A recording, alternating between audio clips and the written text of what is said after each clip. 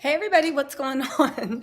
Welcome to this live. We are here for rants and recaps. For you guys who are just joining us, we're doing Real Housewives of Potomac. What do? Yes, we give the recap, right? But we also do a rant where we give our shady opinions.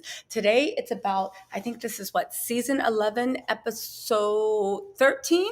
Or maybe it's 12, episode 13 of the Real Housewives of Potomac. This is the one where Wendy played the hell out of Gizelle. If you don't pay attention to episode numbers, I'm going to go over a little bit about what the recap is about. We're going to recap the show, and then we're going to bring in this couple of guests so we can actually hash it out. And as soon as we get to, I don't know, we'll see how many are in the stream. Oh, the lighting's bad. As soon as we get to that, I'm going to drop the actual link as well. See if I can move back. Is that better? Little bit, right? Okay. Hey, you guys, what is going on in the chat? Who is in the chat? Who is that? Hey, TG, what's going on, babes? Hey, Make a Bag. I'm like, Maca Bag. You know I will butcher a name. What's up, Make a Bag? How are you doing? How are you guys doing? Now that we know our good sis Kelly Price is safe, allegedly, we can go back to chopping it up. Hey, Tanya Grant, what's up? You just bought something. What's up? What's up? What's up? You guys, Tanya Grant. But wait. Tanya, oof, there's another person that actually does really good here, Almighty Mac. He's supposed to send me some hair so I can do 30 inches. As you guys know, I am long overdue for wash day, but what are you going to do? This is what we are doing, right? Hey, Common Thread. Hey, V. Hargett. What's up, Miss Mamacita? Hey, Empathic Soul. That's what's up. Common Thread. Hey, not paid by anyone. Hey, Macy. Hey, T. Cohen. Hey, Gennaro. What's going on? It's good to see you guys in here. Let me drop this link for Mariam. She is, of course, one of the special guests. And then we're also going to have Mell NYC joining too whenever he pops in. I just dropped the link for Mariam, and for everybody else, once we get a few more people in the chat, you guys can start calling in. So what I'm going to do is I'm going to just go over the whole episode really quickly for all my people overseas that did not have a chance to go through it. It's going to be 5 minutes. And then we're going to actually get into the rant. We're going to start debating. We're going to do what it do, right? Hey, creators, what's going on? Hey, Just the T, please. What's going on? Tanya Grant, you give me too much credit, but that's right, girl. Cap me up. Even when I miss a wash day and my hair is looking like who shot what damn Paul, hype me up. That's right. Hype me up. Oh, also, you guys, before I get into this recap, I am getting on TikTok. It's a little premature, but I always like to announce shit before I do it. All right, let's do this, right? A chiropractic strippers LLC is still taking me out. Hey, Valerie, what's going on? Hey, Mariam. Hey, Mell NYC. What's going on? A chiropractic strippers LLC is still taking me out. Hey, Hey, sorry to bring you guys in. So listen, I want you guys on the screen, definitely. Let me go through the episode really quickly, and then we're going to go scene by scene and do a recap/rant, because on this channel, we're ranting and we're recapping, okay? Yep. Mariam, thank you so much for joining. We're going to do a recap and a rant. Everyone, warriors, take your positions, okay? Choose your weapon. Okay, so listen, right? Thank you, Gennaro. Thank you. Y'all, Gennaro, I'm still waiting for you to drop those workout videos. I'm not going to do them. I'm probably going to watch them while I eat my ice cream, but still. Okay, so I've been saying I'm going to start working out, and I keep setting like next Tuesday. So today I'm going to eat everything I want. And then when the day comes, I'm like, you know what? I'll start next week. So let's start with the thing, right? Gizelle is in her West wing, and the producers are being extra shady, showing what a disaster the place is, right? Now, the weird thing about this is, and I say this all the time, the most people with the most mouth, not always, but Giselle's that type of person. She got a lot of mouth, and she's the most sensitive because she's still mad about Wendy and Karen talking about her house, even though everybody in the Northern Hemisphere talked about her house, right? She then says that she's not going to let she's not going to let Wendy and Karen in the house. Robin finally is like, I've reached my limit. Like, that is just so rude. You have to let them in the house, right? Then we go over to Karen's house. We're doing a quick run through, and then we're going to go by scene and dissect it. Then we go over to Karen. Karen has a prototype for the candle she created last week. I don't care. I don't care. Was it me, or did it look like White Barn Bath and Body Work candles? I'm being serious about that, right? No shade to Bath and Body Works. You know, I stay in there, but you could say that Karen also understands her demographic. We then go over. Candiace is with Miss Dorothy. Miss Dorothy is playing stupid, like, I don't know what I said. And Candiace knows how to manage her mom. She has a toxic mom, but there's also a lot of love there. So she's not going to curse her mom out, but she has a toxic mom, right? But let me not talk about Miss Dorothy, right? In case Candiace is watching this out, we love Miss Dorothy. But there's a dynamic to it that I think Candiace is trying to be independent. And Miss Dorothy reminds me of one of those mothers, people actually, where I wonder if Miss Dorothy, what sign she is, because she seems to be like, no, do it this way. And when Candiace says, no, I'm not going to do it, she doesn't just stop. She keeps harping on it with Candiace, but she doesn't stop at Candiace. Then she brings other people in, hoping to peer pressure Candiace into doing the things she wants. Maybe it's not so much that Miss Dorothy is toxic. Maybe it's just the fact that Miss Dorothy hasn't realized that her little baby is all grown up. And we all talk about like, oh, well, Candiace is taking money from her parents. I know for a fact when your parents got it, they don't really look at it as controlling you through money, because at the end of the day, you see that now she's not taking money and Miss Dorothy still wants to say what her life is going through, right? Now we'll get into the argument they had over Chris, right? We get a scene where Mia is actually being jealous. For those of you guys who just were joining us, we're doing a quick flyby for my overseas people so you guys can know what happened in the episode, and then we're going to decode it scene by scene. Mia's jealous. She has her mom there. She's eating ice cream. She's like, well, what about me? Me and my kids matter. And she's like a little salty that she doesn't feel like her mom is as involved as she should be, right? Then we go over to Wendy, Karen, and my new fave, Askale. I don't care what y'all say. I love Askale. First of all, she's beautiful. Second of all, you know I like a good curly hair. Third of all, I love the way she dresses. And you can tell that Askale has money. Not like buy it from Neiman Marcus and return it, but money. Because every outfit she wears is like $5,000 worth of clothes, quiet as it's kept, right? But they're packing. Askale starts talking about like what happened at the car wash, the drive back, right? Then we get on to Wendy with the reasonably shady, right? Wendy, we go to Gizelle's house. They're having the reasonably shady. Gizelle gets that shit popping. But this was one of the funniest episodes I've seen, and one of the most lighthearted but shady. And this is what every Real Housewives crew needs to take in. Everybody had to talk. Nobody could like sit out and give dirty looks.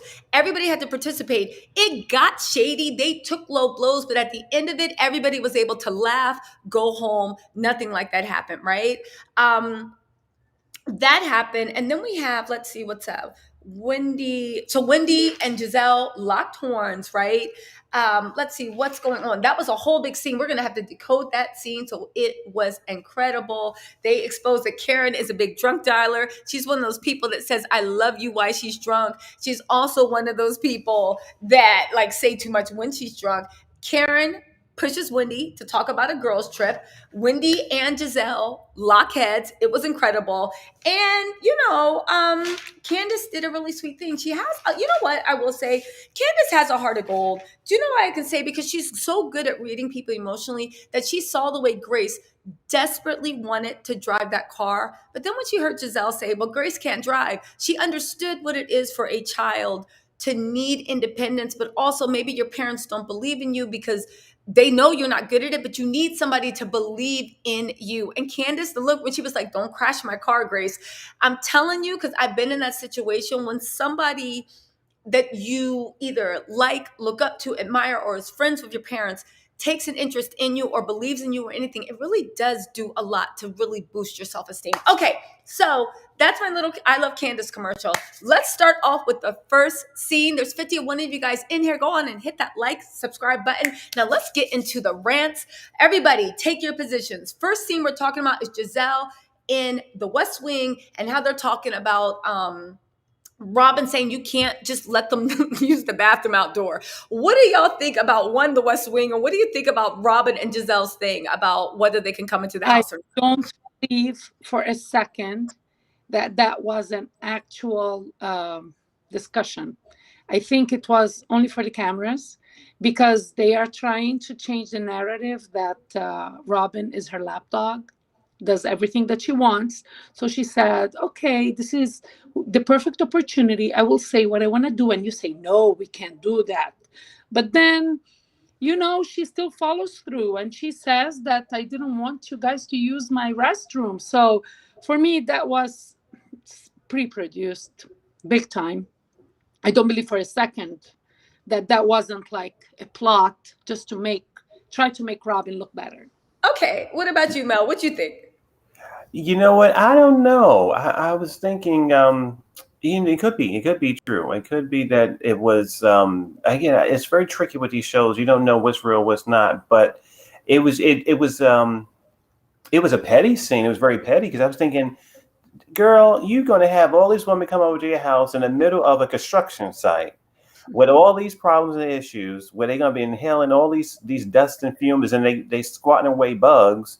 And you mean to tell me they can't use the bathroom? Maybe it might be a blessing that they didn't go in the house to use the bathroom, because it seemed like that could have been a disaster too. So, yeah, I don't know. It really was. It was really petty of her to really say everybody can use the bathroom except for Karen and Wendy. That was just like, really. I mean, oh my gosh. Listen, Gizelle is again. But I've you know heard. what? I was going to say that. I was going to say it's Tisha and Miss Mariam. Now, if for me, I'm a man, but if a woman or any friend of mine said I was having a debate about who can use my bathroom, the moment I sat down, if I was on that list, I would be okay. Time to go.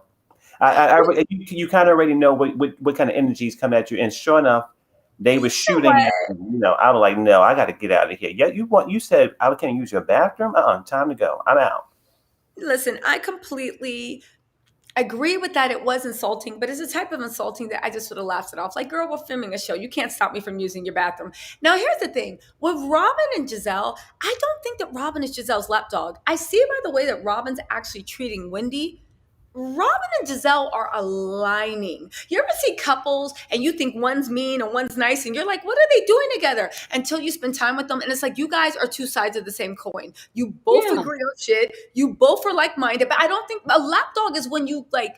To me, again, you might be using a different definition where you're like, okay, Gizelle, I'll come after you. Where at the end of the day, Robin's like, yeah, roast her, do this. She's right there. Now, I will say that the whole thing, again, letting you use the bathroom is silly.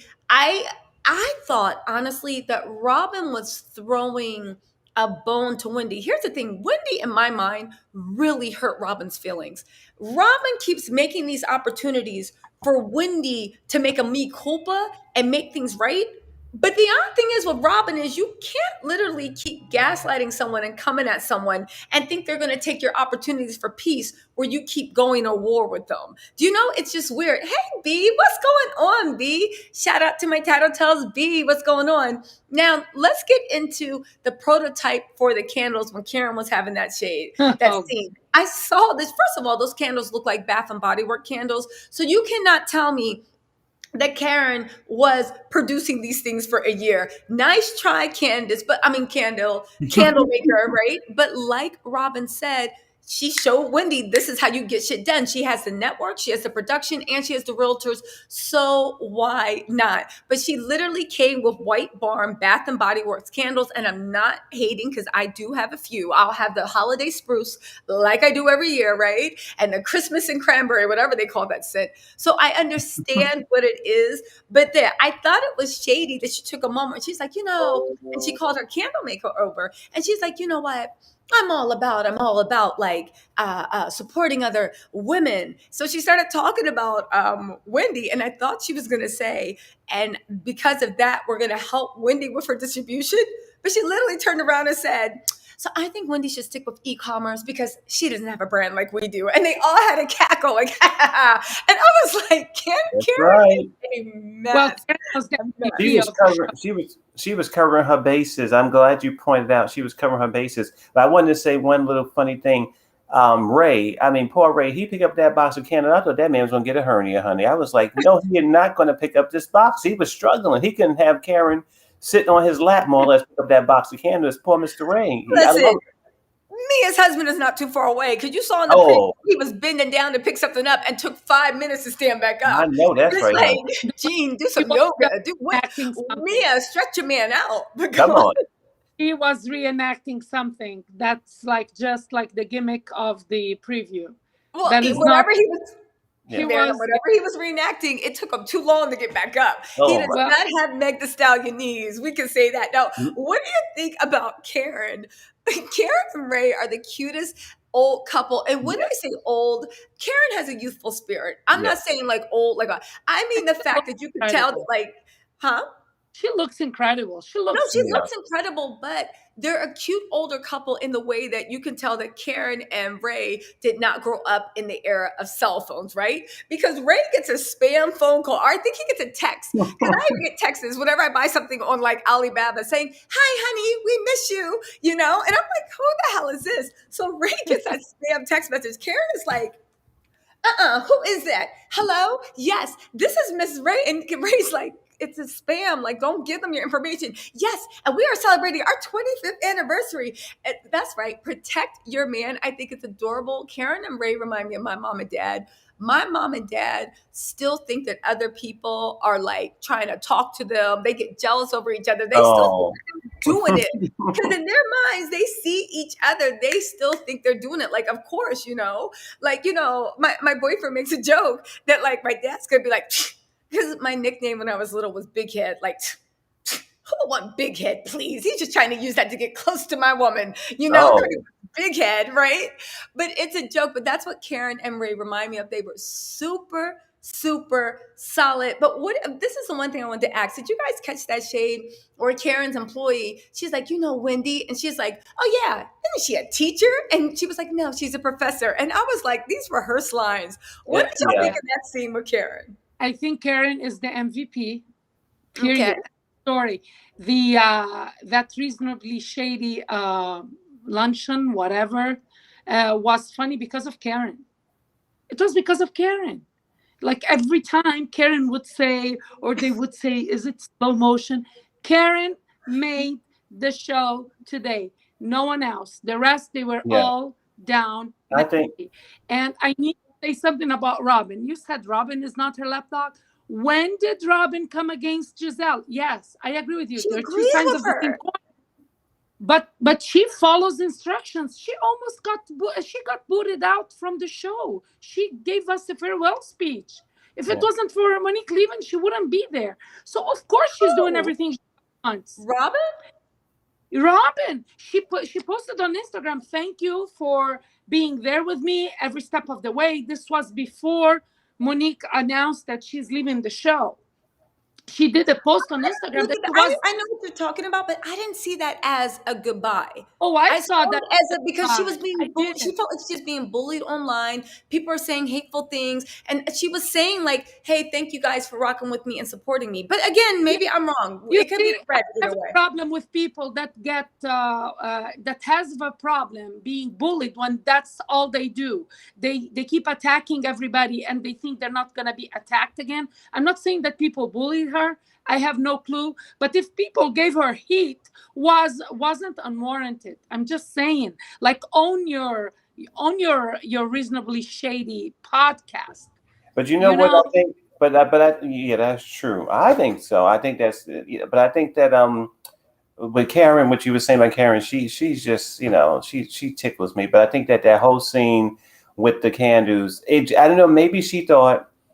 Because the girls never called her out like they did last a couple other seasons. Every time she came up with something, they were grilling her like crazy. And maybe she thought Gizelle was going to attack her. Say, well, Gizelle, even though I'm not really friends with Wendy, I hear that you are now doing a candle now. And isn't Wendy doing one? So like you said, Tisa, she said, you know what, girl, come over to my house. We're going to go do this. We're going to do the soap opera right now. We're going to go to these lines. I'm going to cover my. I'm not mad at it. Come on now. I really felt this year, I will say this, except for Gizelle, she has not had the same kind of Ashley, Robin, All the girls sort of like on her, attacking her about her business. So I think that, she's just protecting herself. Well, they can't, but that's the thing, though. They can't, and this is the thing. Get to that money, Karen. They can't attack her anymore. They clowned her for how many seasons about La Dame? La Dame is in Bloomingdale's. Yeah. It's booming. You can't. What can you clown? It's like somebody trying to clown me for YouTube, and then next year I have 100,000 subscribers. What can you clown? It's just like, okay. Do you see what I'm saying? Yeah. Yeah, but what do you think about also? Let's talk about the Bath and Body Works. So Macy said, "Who copped their Christian Girl autumn Bath and Body Work candles during the sale?" So listen.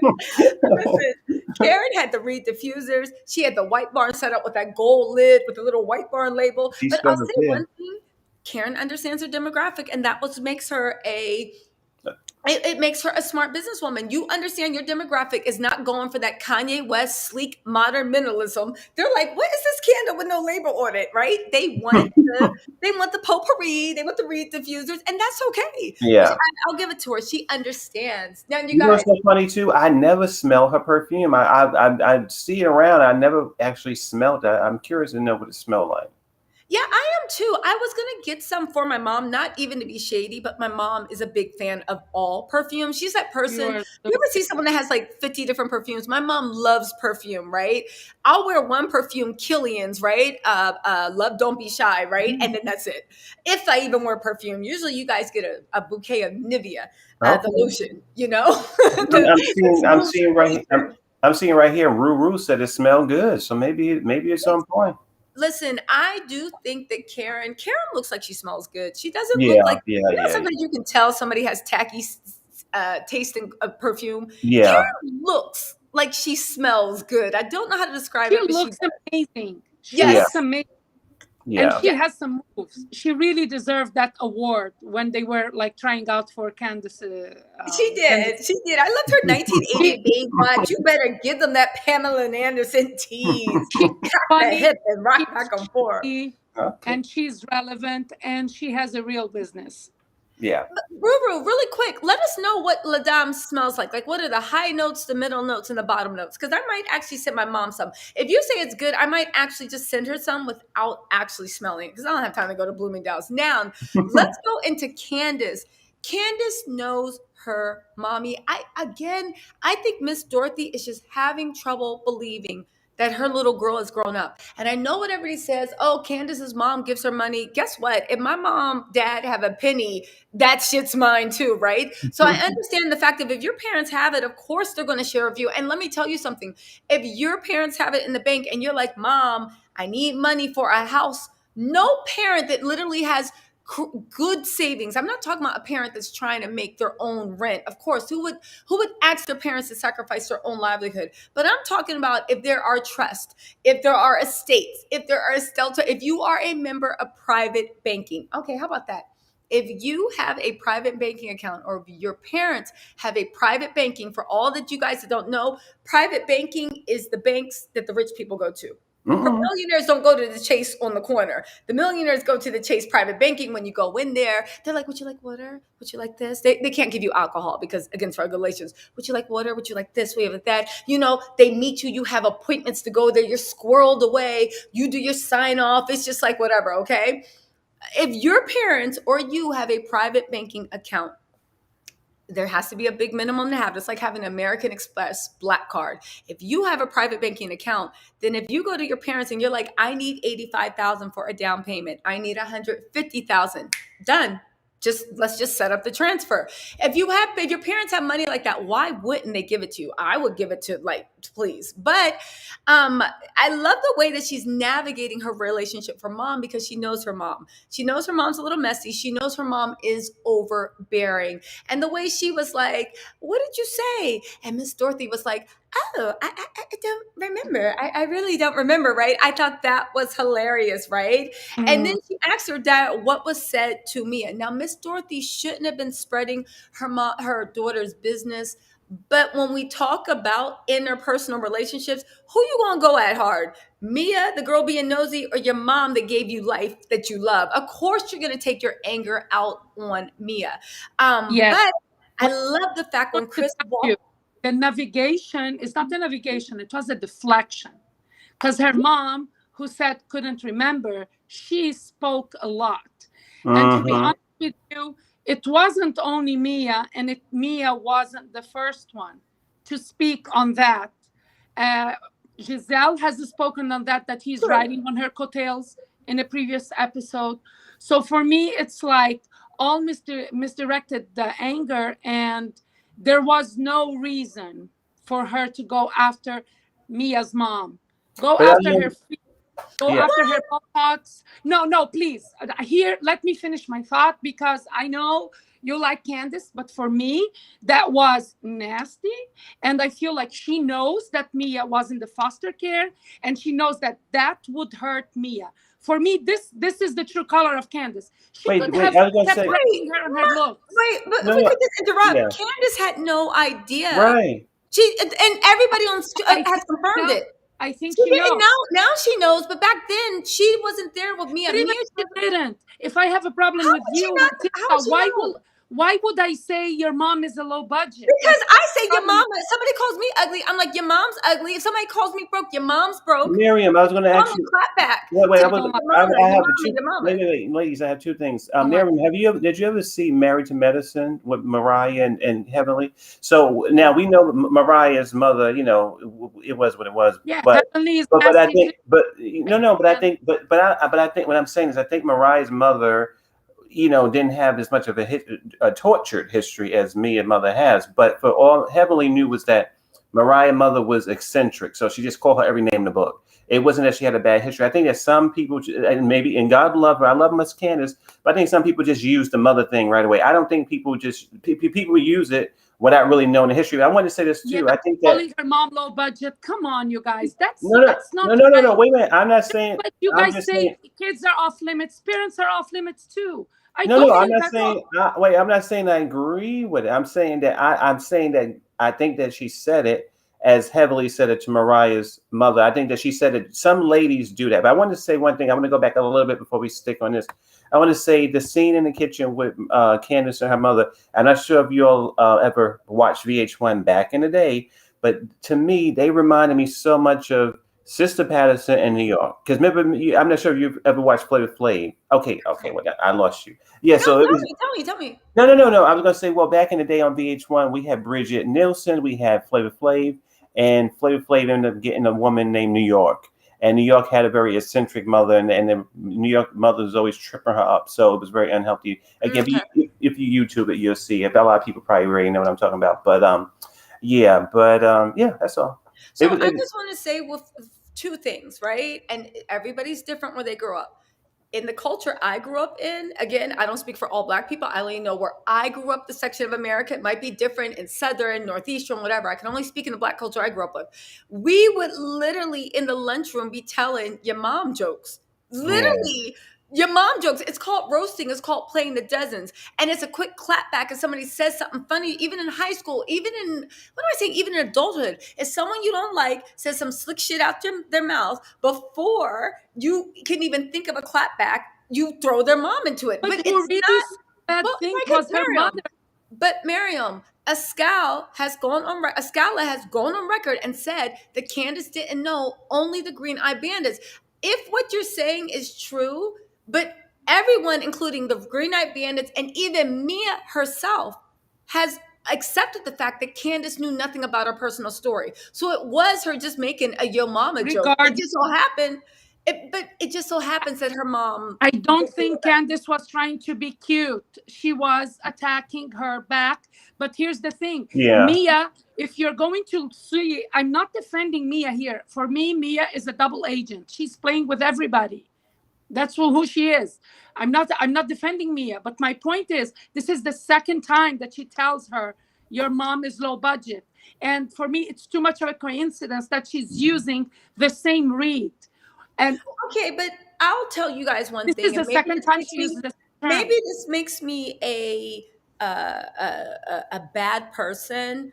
But if you on camera ask some stuff about hold on, we're gonna bring Kai on in a second. Kai, give me 1 second. But if you, and I'm just telling everybody about me, if you uh ask my mom my personal business on camera for national television, to be messy because you're trying to humiliate me via my man or my loved one, it's all things are off limits. If you Okay, come for anyone, was but Mia hold the on. only one? If you come for my man, if you come for my mom, if you come for Okay. anybody I care about in my life, and you do this again, like I always tell Okay, people, why only hold Mia? on, Mariam. It's like I always tell people, don't let my sunny disposition to it. I will go low. I'm like Candiace. I don't attack people. I leave people alone. But if you come into my space, it's like I don't believe in going Listen, back and forth. I'm why like, only ladies,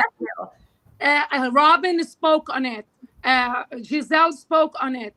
Her mom spoke everything. So and she why handled only it. Mia? And Candice, but here's the thing: Candice in that moment, and we're gonna get to that scene, handled Robin, handled Gizelle, handled everyone. Mia was the only person that kept pushing, saying, "Well, you should have just accepted it." So Candice gave her a little bit more of that heat, but she gave Robin and Gizelle the business too. Hold Did on, she really quick. attack the Hold on, parents? really quick, you guys. We're gonna bring Kia and Lost Love on here really quick to see what they have to say. Kia, Lost Love, how are you guys doing? Good. Hi, it's You might Kai. want to I mute. sometimes I go back. Okay. Am I still on mute? No, but somebody. Okay, I thought there was an echo. Okay, go on, babe. What is it, Kia? It's Kai. I go by Kyra, but sometimes I'm going to go Oh, by Kai, Kai. I'm sorry trying to about figure out that. how What to. is it, Kai? No problem. Sorry, I've girl. been loving you since the beginning, so that's all I can say. Um, I don't like the double standards. The fact that you came to support me and then you start in on personal situations with my mom, you don't know the relationship between me and my mom. That could have gone sideways. So for me, it's weird why people, it's just always weird why people get upset when Candace comes back at somebody for something. And as you said, Rob and Gizelle started to stay quiet. Mia's the one who kept talking. Your mama is a big thing. I didn't even grow up, quote unquote, in the hood or whatever. It is a normal thing to be like, your mama. So I feel like Yes. she literally said your mama's low budget. Mia Yeah. said your low budget, and she literally responded your mama's low budget. It was the first time she had said that. Mia, I don't know. Candice said you're projecting. I don't know if Mia is projecting because of this whole nouveau riche thing she has going on. Where everywhere she's going now, she's always commenting about the space. And I just was like, girl, you're like a Robin. You really should not be talking about anyone's financial situation because then when people do start talking about it, they're going to be upset, which is the same thing that happened with Robin. You see how Robin is still very much so sensitive when people talk about her finances when they were bad. She's still sensitive about Juan, which we know that relationship is so bad because if that relationship was good, she would not go so far to keep going after Wendy. But for some reason, Robin has no problem asking questions about when people have decent or well-off financial situations. I agree with you, Kai. Now, just to actually throw more on what you're saying in Lost Love, we're going to have you talk also. But Candace actually put on Twitter, hashtag body shaming alert. I don't know why Candace tickles me so much. She said, she said body shame, hashtag body shaming alert. I did not know anything about Bigfoot's mama drama. Bigfoot's mama's drama. I wasn't privy and I didn't know. And she said I wasn't privy to those conversations and I didn't know. So Okay. again, Mariam, again, Okay. Makes sense. And Okay. she's been nice to her this entire time. But It's not like she's I'm coming sorry. after her.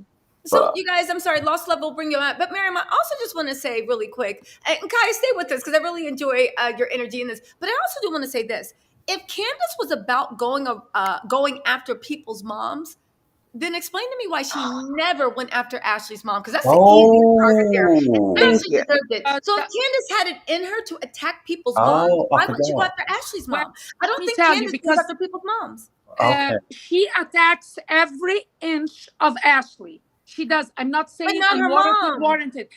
Come on, you guys. Did what Gizelle and Robin, they have been questioning about what's the dynamic in their household, like financially. She didn't give them the same energy. Keep the same energy then. But She she gave didn't them the attack. same She energy, didn't though. attack Robin's parents. She didn't attack Gizelle. She just, when they spoke, she didn't attack Gizelle. Candice attacked Gizelle? No, she She didn't. did. No, she did. Where she said it was all, none of y'all should have been in it. All of you guys Yeah, should have minded your, wait, that's hold not on. an attack. Wait, hold on. She said all of you guys should have minded your business, this and that. That's Robin not and an Gizelle, attack. but Miriam, Robin and Giselle did what they should have did. They sat there and they ate their food. Yeah, Mia is the exactly. one that popped up. And of course, if I tell you, Mariam, remember when I called Mia a double agent? Remember when I called Mia a double agent? I am telling you right now, for much less, Gizelle, she has cut off and attacked people. And with Mia, they have a pact. She's telling Mia what to do. Mia was coached into getting into the business right away, and she did. And she okay, did that's an willingly. interesting theory. Look, Yes. Okay. But the real puppet master here, there's Gizelle and then Robin, because they have been talking about this before Mia even came to play. This is not okay, new. okay, that's a good point. Lost Love, did you want to weigh in on this? I was actually gonna say, like, if you think about it, watching the episodes, you really don't see Candiace having any heart-to-hearts with Mia or even discussing anything about Mia with the other ladies.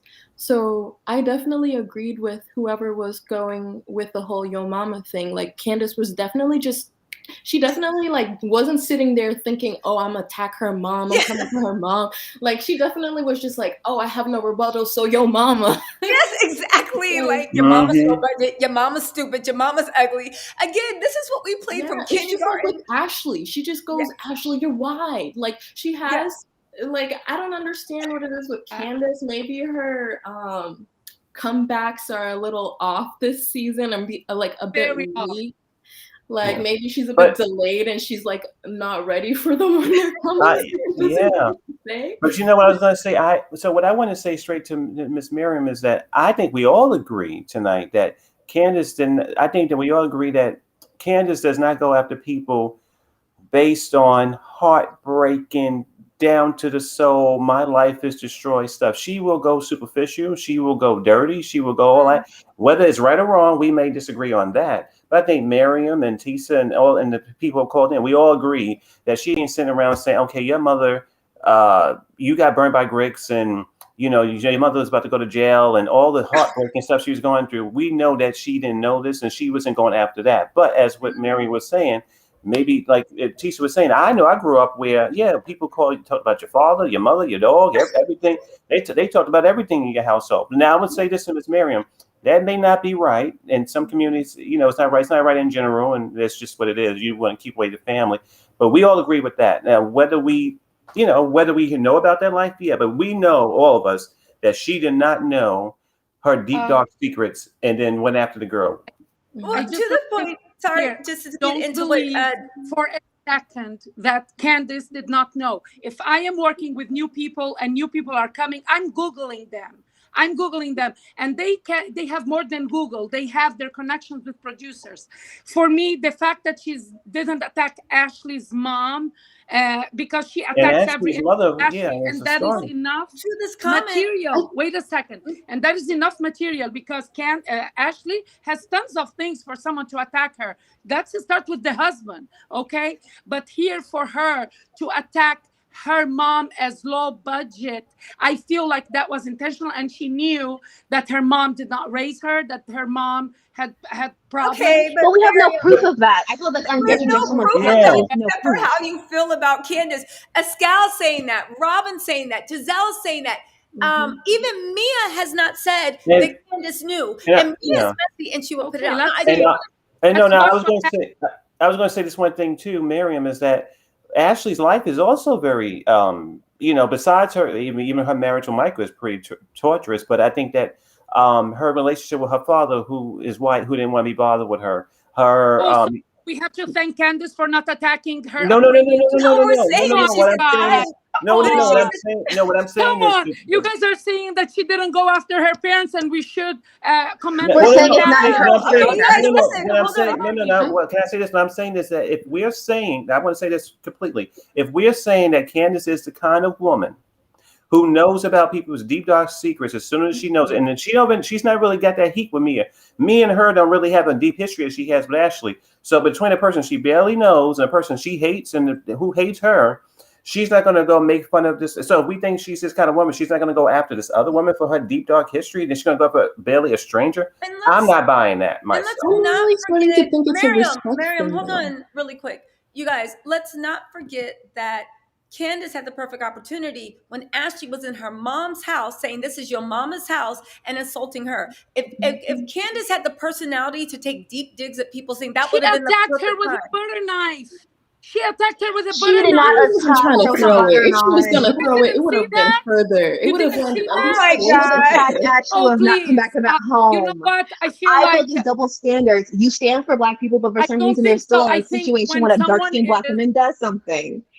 It is let me crazy tell that you you keep something. saying she threw a knife. She I did not swear throw a to knife. you, honestly. listen, I swear to you, with me, it's not a double standard thing. For me, it's like, and I've said it before, they allow people show sometimes violent behavior, and some others they don't have just one clear guidance and set of rules, so that we don't say this is not fair. But for me, the way like Chris had to hold Candiace. She was gonna go after her, and thankfully he was able to hold her. So the Okay. fact is, like, Why are we come going on, back? Hold I'm on, not guys. gonna What blame was Hold on. Candiace Candiace gonna for do not to for being Ashley gracious what and she not didn't Well, do attacking to I want Candiace. to. Hold on, you guys. Hold on. Yeah, Hold on. Listen, because I don't want to have to start muting people's mics. We have a lot of people on here. yeah. Listen, I see your point. Let's actually come back to this and let's move into the next scene, because I will say, I'm the type of person where when I get upset, I walk after people and talk, right? So for Chris holding her, I looked at it as Chris knows that Candiace has all that mouth. Candiace is not a fighter. If she was, when Monique attacked her, she would have jumped up and, Come and on. literally thrown something, done something. I'm just saying, Mariam, I think Candiace isn't a fighter. So if Candiace is one of those people that she'll walk after She's somebody, not a wallflower. She's not a wallflower. again, we can't have it both ways. Is Candiace a brawler or not? Because if she's a Am I brawler, having a place? But she no, did no. attack I'm But just Ashley. wallflower She saying. did doesn't mean attack. silent. Wallflower Okay, does not mean No, no, silent. no. I And she want to That's say one attacks different. thing. Ashley every time, guys. So, Every time Ashley opens her mouth, and I'm not saying that she opens her mouth in the right way, she's trying to butt in because she doesn't have anything. She's She's still dealing with her instigating. two She's young always kids. instigating. She hold on, attacks Lost her. Love. We'll let you get in here for a second. She Lost Love. attacks Ashley all the time. but I Okay, want. No, that's But a I good point, love. Mariam. Hold on, you guys. Yeah, Let me let Lost Love get a love. word Yeah, in, Miss Love. Yeah, go ahead. because and Kia. Let us give a first. We'll do Lost Love, then we'll get Kia. Okay. Okay. Okay. Yeah. I feel like with Candiace, it's a respect thing when it comes with Mia, because all the ladies know Candiace has a trigger with her mom and the money and Chris and all those things, Because remember when Gizelle was hosting her Reasonable Shady event and Candiace came with the bottle and she was like, "Oh, is this from your mom?" Like, come on, like they always throw jabs at Candiace knowing or expecting some kind of reaction towards her. But I feel like when it came down to Mia talking to Candiace's mom, it was kind of like a respect thing, because if Mia like saw herself having any type of relationship with Candiace, she would go ask Candiace those questions, but she was intentionally trying to be messy by asking her mom. Get what I mean there? Because if she really wanted to know and she cared, she would ask Candiace, because Candiace invited her. Her mom didn't invite her, but she saw her mom standing there and decided to, bring those topics up, ask those questions for no reason. She could have asked Candiace.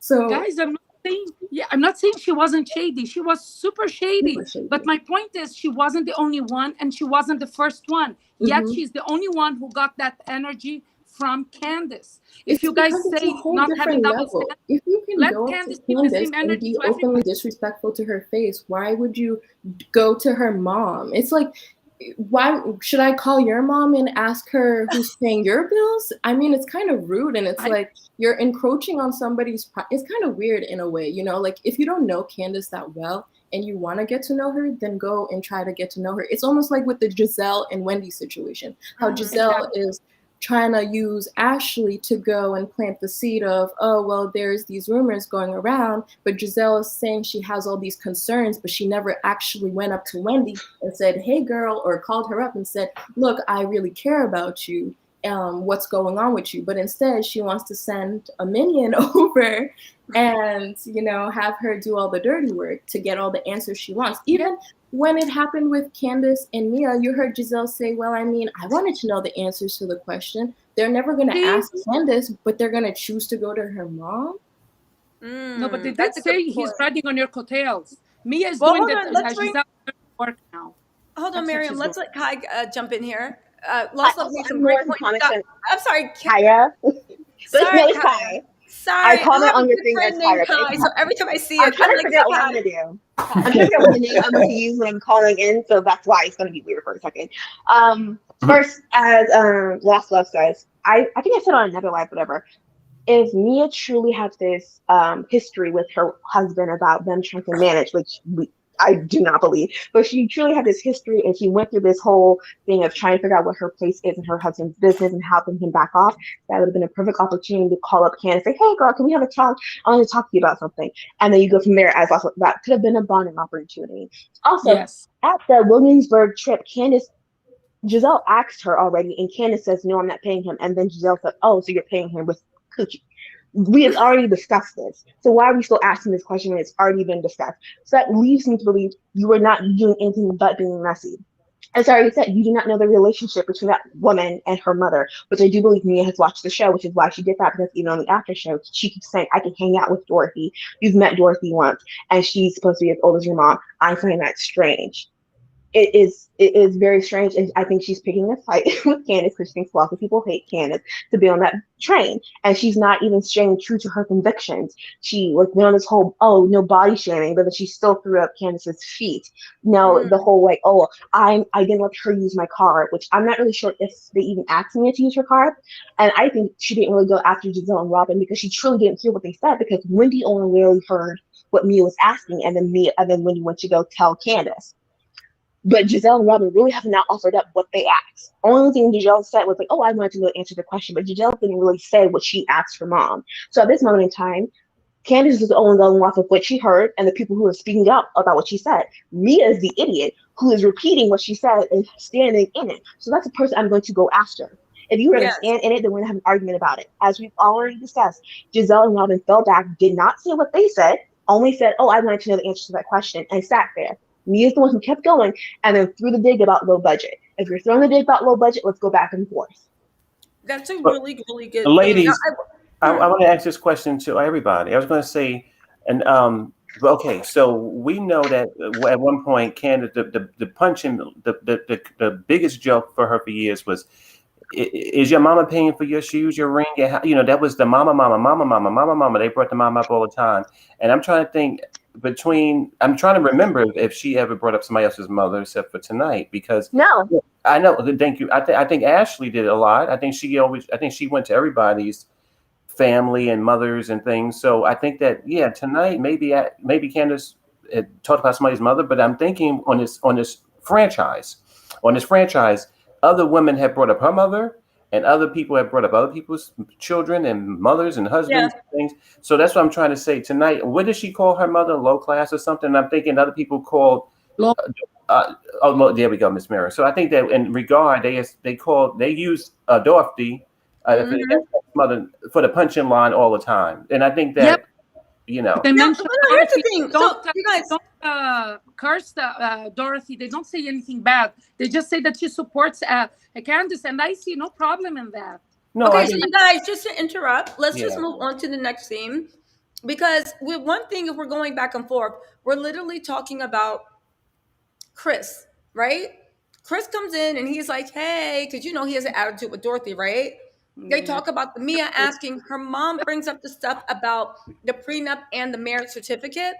And she's like, listen, how are you supposed to know this and that? And he's like, the assurances she has is her prenup and the marriage certificate. That's what she needs, right? And he pointed out she don't pay one not bill that is Chris's bill. However, here's the thing with Miss Dorothy. Like I said, she likes to hammer Candiace to do what she wants, and when that doesn't work, she goes to everyone else. However, she's not wrong about Chris and Candiace in the managing. Just hear me out for this. Because yeah, they're all lovey-dovey now. And it's all things. But by even if she's not paying them, putting them in the position of being a manager, it's one argument. If the marriage goes down south, right? If something happens, right? She's literally setting herself up for her to have a big fight in court with Chris. Now, here's the thing. I'm not saying Chris would ever do that. I'm not saying that they'll ever get divorced. I'm not saying any of that. But I think because Miss Dorothy and Gizelle have been deeply in love and have been burned, and I'm not comparing Chris to Candiace's father or to Pastor Jamal Bryant, but I think that Miss Dorothy has a point. But if she could stop being so heavy-handed with it, it might go over. She's being a protective mother, and to be honest Yeah. with you, I don't fault Dorothy for trying to protect her daughter. She all her concerns are very relevant. I would have them as well, because let's face it, the one holding the bag in this couple is really Candiace. What is Chris doing now? You know, so Yeah. I am with Dorothy in this, and you know what? When you're in love, everything is fine. But when things go down south, then you see that you could have been married to a monster. I'm not saying that who is the monster in here, but I mean when there's disagreement, all the love and what's yours is mine and mine is yours goes out the window. Okay, this is true too. What do you say about? I agree with that. So let's get to this thing with Mia. Mia is jealous. Mia's jealous that her mom wasn't. There's a scene where they go and they take the kids for ice cream. Mm-hmm. Mia is taking little digs at her mom. And at first I said, why is Mia doing this? Because you know that your mom is dealing with substance abuse, recovery issues. However, the one thing that came from that thing is you're jealous that your mom is the mom you wish you had. And she still hasn't gotten over her anger and she's taking shots at her. But then I thought, as is her right, because Mia had to go to the foster care system. Mia had to grow up in these streets on her own. Mia did have nobody to depend on in this world. Yeah. I'm sure Mia has seen the ugliest things that you can imagine and experienced the ugliest things. So in that case, it's a Mia's thing. I don't think she's wrong. I 100% think that she's justified in having that little undercurrent of anger. But at the same time, I wish the producers would back off from that because that's a little dark for me. You know, I want to kiki. I want to laugh. I want to have a reasonably shady moment.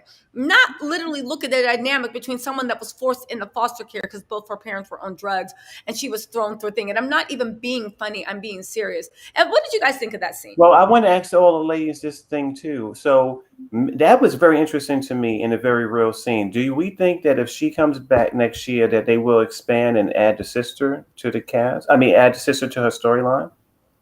I think she needs to stop while she's ahead. She is pretty crucial. I don't know if this is a storyline or what it is her real life. It almost makes me feel like she asked her mom a while ago to be the nanny, and when she said no, she kind of stopped talking to her, and they really haven't talked until the show happened. And that feels odd to me. And it doesn't feel right. And also necessarily, I did study psychology. I studied neuroscience, and for me personally, it would be more important for me to work on my relationship with my mom before I introduce her into my family if we are not on a stable ground. Okay. So for me personally, it was weird that you have this one talk, and it seems like she found out a lot about her life that she didn't know, and then you're trying to integrate her already into your young children's lives. For me, I would be like, well, let's go to therapy, or let's do some individual therapy or something. They could have had a discussion about them going to individual family therapy, and at the end of the season, we could have gotten a checkup on it. But that's true.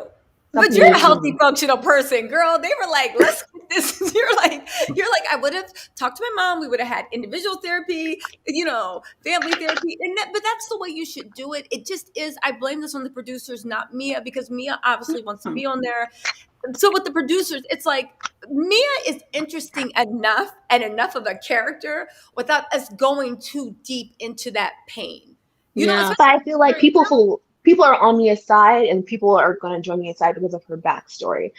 Because the fact is, right now, I don't really know Mia's character. I don't really know what Mia stands for. So truly, the gumption of who she is based off of this storyline with her mom and her childhood. And New York City and Lost Love, what do you guys think weighing in on this? What did you guys think of the scene?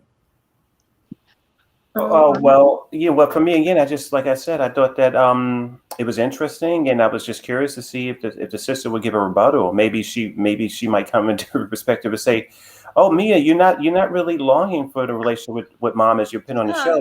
Maybe it's a different side. I don't know." But I was very intrigued to know more about the sister because I don't know if I remember.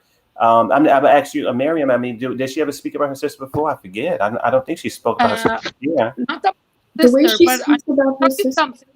this jealousy of sister between sisters is very valid and very real. I feel like my mom, she gives her all more to all my siblings than she ever gave to me. And it comes from the fact that I'm the one that least needs her, maybe financially, maybe that's the reason. But there's that emotional aspect that everybody, it doesn't matter how old you are, you always want. So Mm. I really feel like Mia, her story is really, it's tragic, and her upbringing was really hard. I cannot even imagine being in her shoes.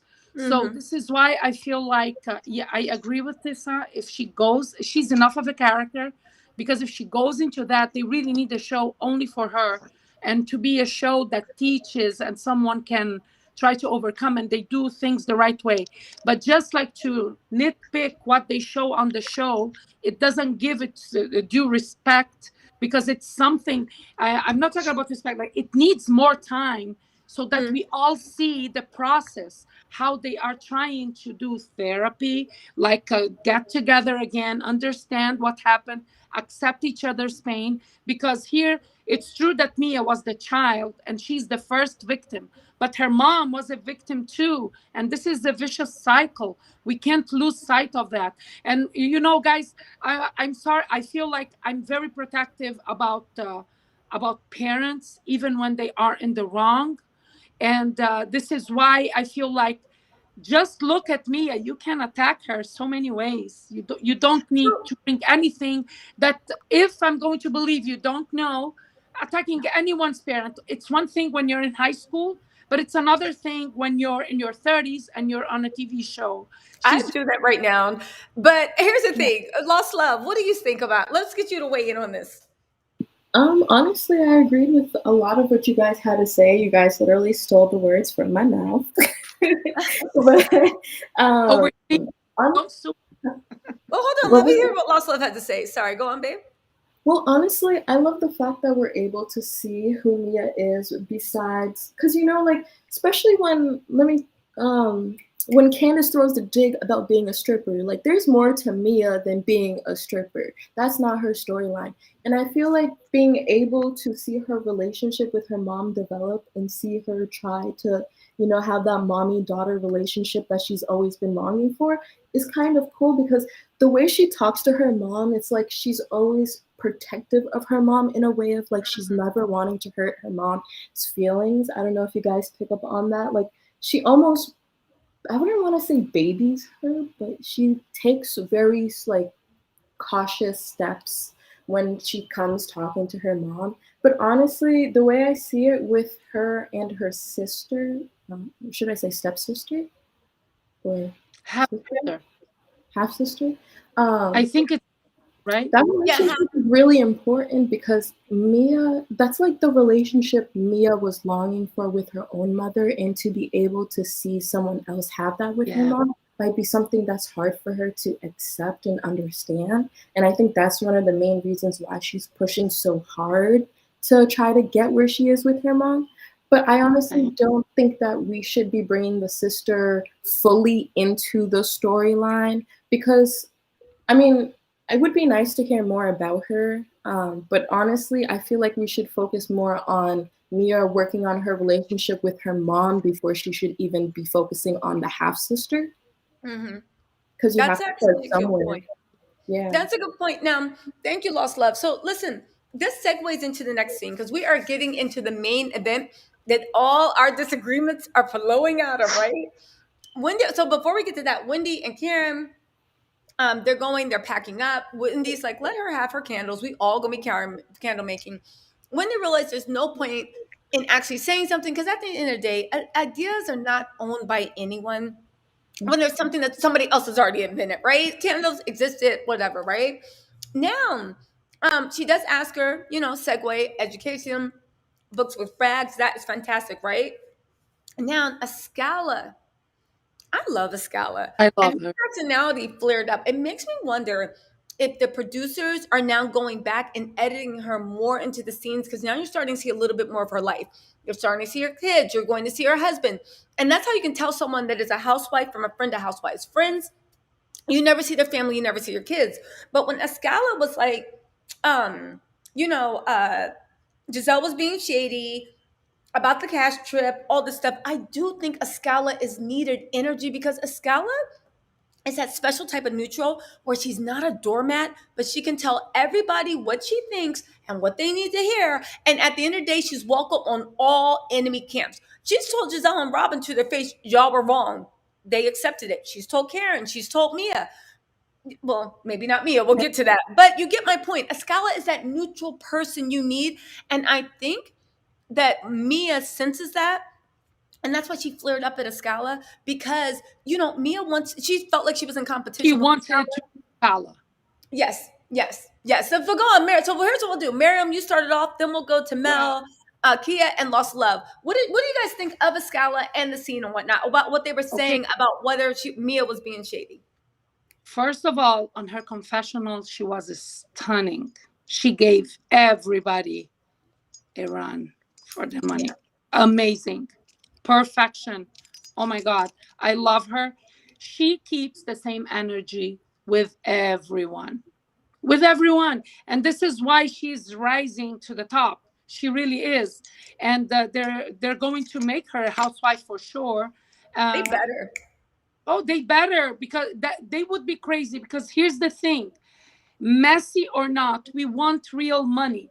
And as of now, the only two with real money in the franchise are Mia and Askale. They're the only ones with real money.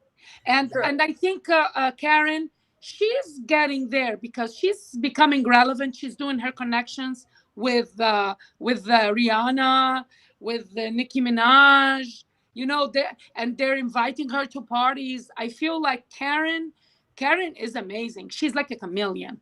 That woman, she looks amazing. She transcends her generation. She's still funny. She's the funniest of them all. And you know, today I want to thank Karen. She made this episode grand, and Askale was my second favorite. Both of them. I loved Askale, how she kept the same energy and she was checking everybody. And I loved Karen, how funny she was. Now, I will say, before we move on to Mell, let's add Candiace on that list because Candiace does have generational wealth. And if Tinsley Mortimer can be on the Real Housewives of New York and Tinsley's never had a job in her life, Candiace Diller can be on the list of people that have real money as well.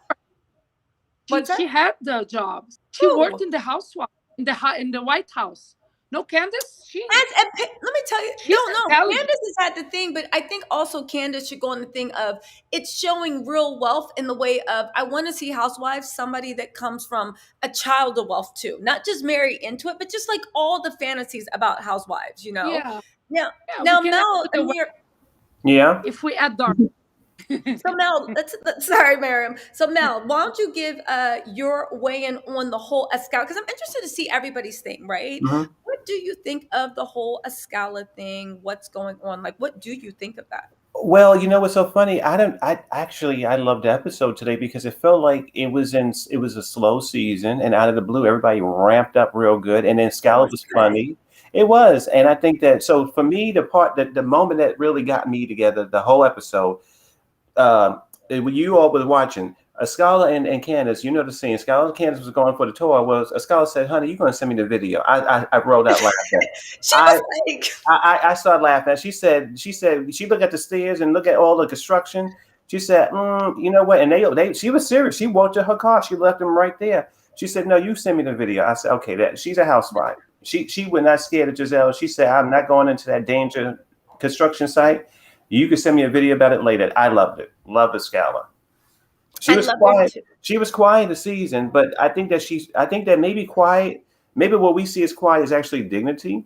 Maybe she's a woman who actually has real dignity. She doesn't really have to be too messy and shady or hurtful, and she can show up there and be in her truth. She don't have to be a pushover, but she also can read. Obviously, today she was like, "Girl, your house is a hot mess, and I'm not going into an asbestos house full of problems. You're going to send me a video when from a safe distance, And that's what we're going to do about that. So she was really good today. She's really good. So here's the funny thing, though. When you say that, like, she has a certain amount of class and elegance, I completely agree with you. But I love, she's one of those other people that's like, don't let the sunny disposition fool you. Because when she got that bass in her voice talking to Mia and checked her, and even Mia, because this is the thing, Mia is an unsuccessful bully. She always tries to bully people. And she tried to bully Askale because she took her, not quietness, but her elegance as a sign of weakness. Like, she didn't know how to get in. But when she pulled her pant legs up and waded into the mud, I said, okay, Askale, you can hold it. Mia was taken aback, and I love to see that. Okay. So Kai, what do you think of this? I was going to say one thing. Oh, sorry, go on. No, I was just going to say one thing I think to the Candiace, not, maybe people who don't like Candiace much, and I'm going to, just in general, I think that I will give this because I love Candiace so much. She could have took a little note. So Mia definitely was aggressive in the scene. She definitely was a person really stirring the pot. And you saw the difference between how Askale handled Mia and how Candiace handled Mia. I love Mia. I love Candiace. Love Candiace. But I think that Candiace could have took a little lesson from Askale, so that way she wouldn't get so roasted on the blogs and online stuff like that. Because Askale also was like, okay, this girl Mia is really a hot mess, and I want to get her together. And as you said, she had bass. She was like stern in it. Obviously, Mia was trespassing. She was definitely not. She was crossing boundaries, and Askale saw it. So I think that Candiace could have took a little lesson from how she can really handle her. So yeah, she gets A's. She gets A's across the board for me. Askale was a wonderful character. So this is the funny thing also. I agree with you. I just think that, like, I wouldn't want two Askales. I love one Askale. So I need Candiace to stay in, like, Okay. Askale is the reasonably, and I need Candiace to stay in the shady. But I agree with you, the way she handled Mia, but I think it might have been also out of hurt. Because, like somebody pointed out, I forgot the username. She gave Mia actually a really good room, and she was very nice to Mia. So I can see how Candiace will be like, "What the hell?" Like, I actually looked out for you and took you under my wing, but I accepted you into the group, no questions asked. Now, Kaya, what's your take of this? First, I need to email you because I don't have a YouTube channel yet. I'm questioning that, but I've really been watching season 3 to look at the colorism and disparities on wolf talk and all that kind of stuff, and so I need somewhere to get that together. Anyway, I think, email me, girl. I'll help you out. Email me. I think Askale would be a nice addition because for me personally, like she. Again, like I say, I feel like I don't really know what the gumption of Mia is, and I feel like Askale doesn't talk a lot, but the way when she does talk, I feel like I can understand her character, and that's kind of what my issue with Mia is, because I feel like she leads with this whole fake boss babe attitude. Girl boss. That is, yeah, I hate it. Yeah, girl boss. Which is false. Which there's no problems with, like, working on your husband marrying you and then, like, him getting you incorporated into your business, but then, like, really lead with that and talk about that and not necessarily act like, because she puts people down based on that, and like that's why she was putting Candiace down, saying low budget, because she feels like her life is so up high, when we all know that wouldn't be the case if it wasn't for the husband. But regardless, and I also don't like the way that I see Mia sticking to her beef with the people of the Dr. Q on the show. Because she has really been going for Askale on the show. I mean, on Instagram and stuff, calling her Askale Tell and not calling her by her name, which I find very disrespectful, especially if she comes from a foreign country like Ethiopia. You don't know if her name has meaning, so for you to just be like Askale Tell, I find that, as someone who comes from an immigrant background, very rude. So I think that I think we had this discussion. I commented when, like, Portia thing happened. Like, my stepdad's Nigerian, my mom's Jamaican. I remember. I was gonna say you're half Nigerian. I remember. Okay, gotcha. So, like, for me, like, yeah, names can be a thing. So for you to just be like, ask and not tell, we have not seen Askale come at me like that. That's why I feel like Askale probably gets underneath Mia's skin. I think Askale knows how to talk to people in a very different way. I don't think it's fair and necessary to try to box candidates in to respond to people a certain way. Everyone's their own person, either you're gonna like them or not. Okay, I love that perspective. Lost love. What about you, babe? Lost love? We have lost love, literally. Well, Lost Love has temporarily left the building, right? But let's get back into, okay, so listen, while we're waiting for Lost love. Let's talk about. So we talk about Askale. We love her energy. It's all across the board, right?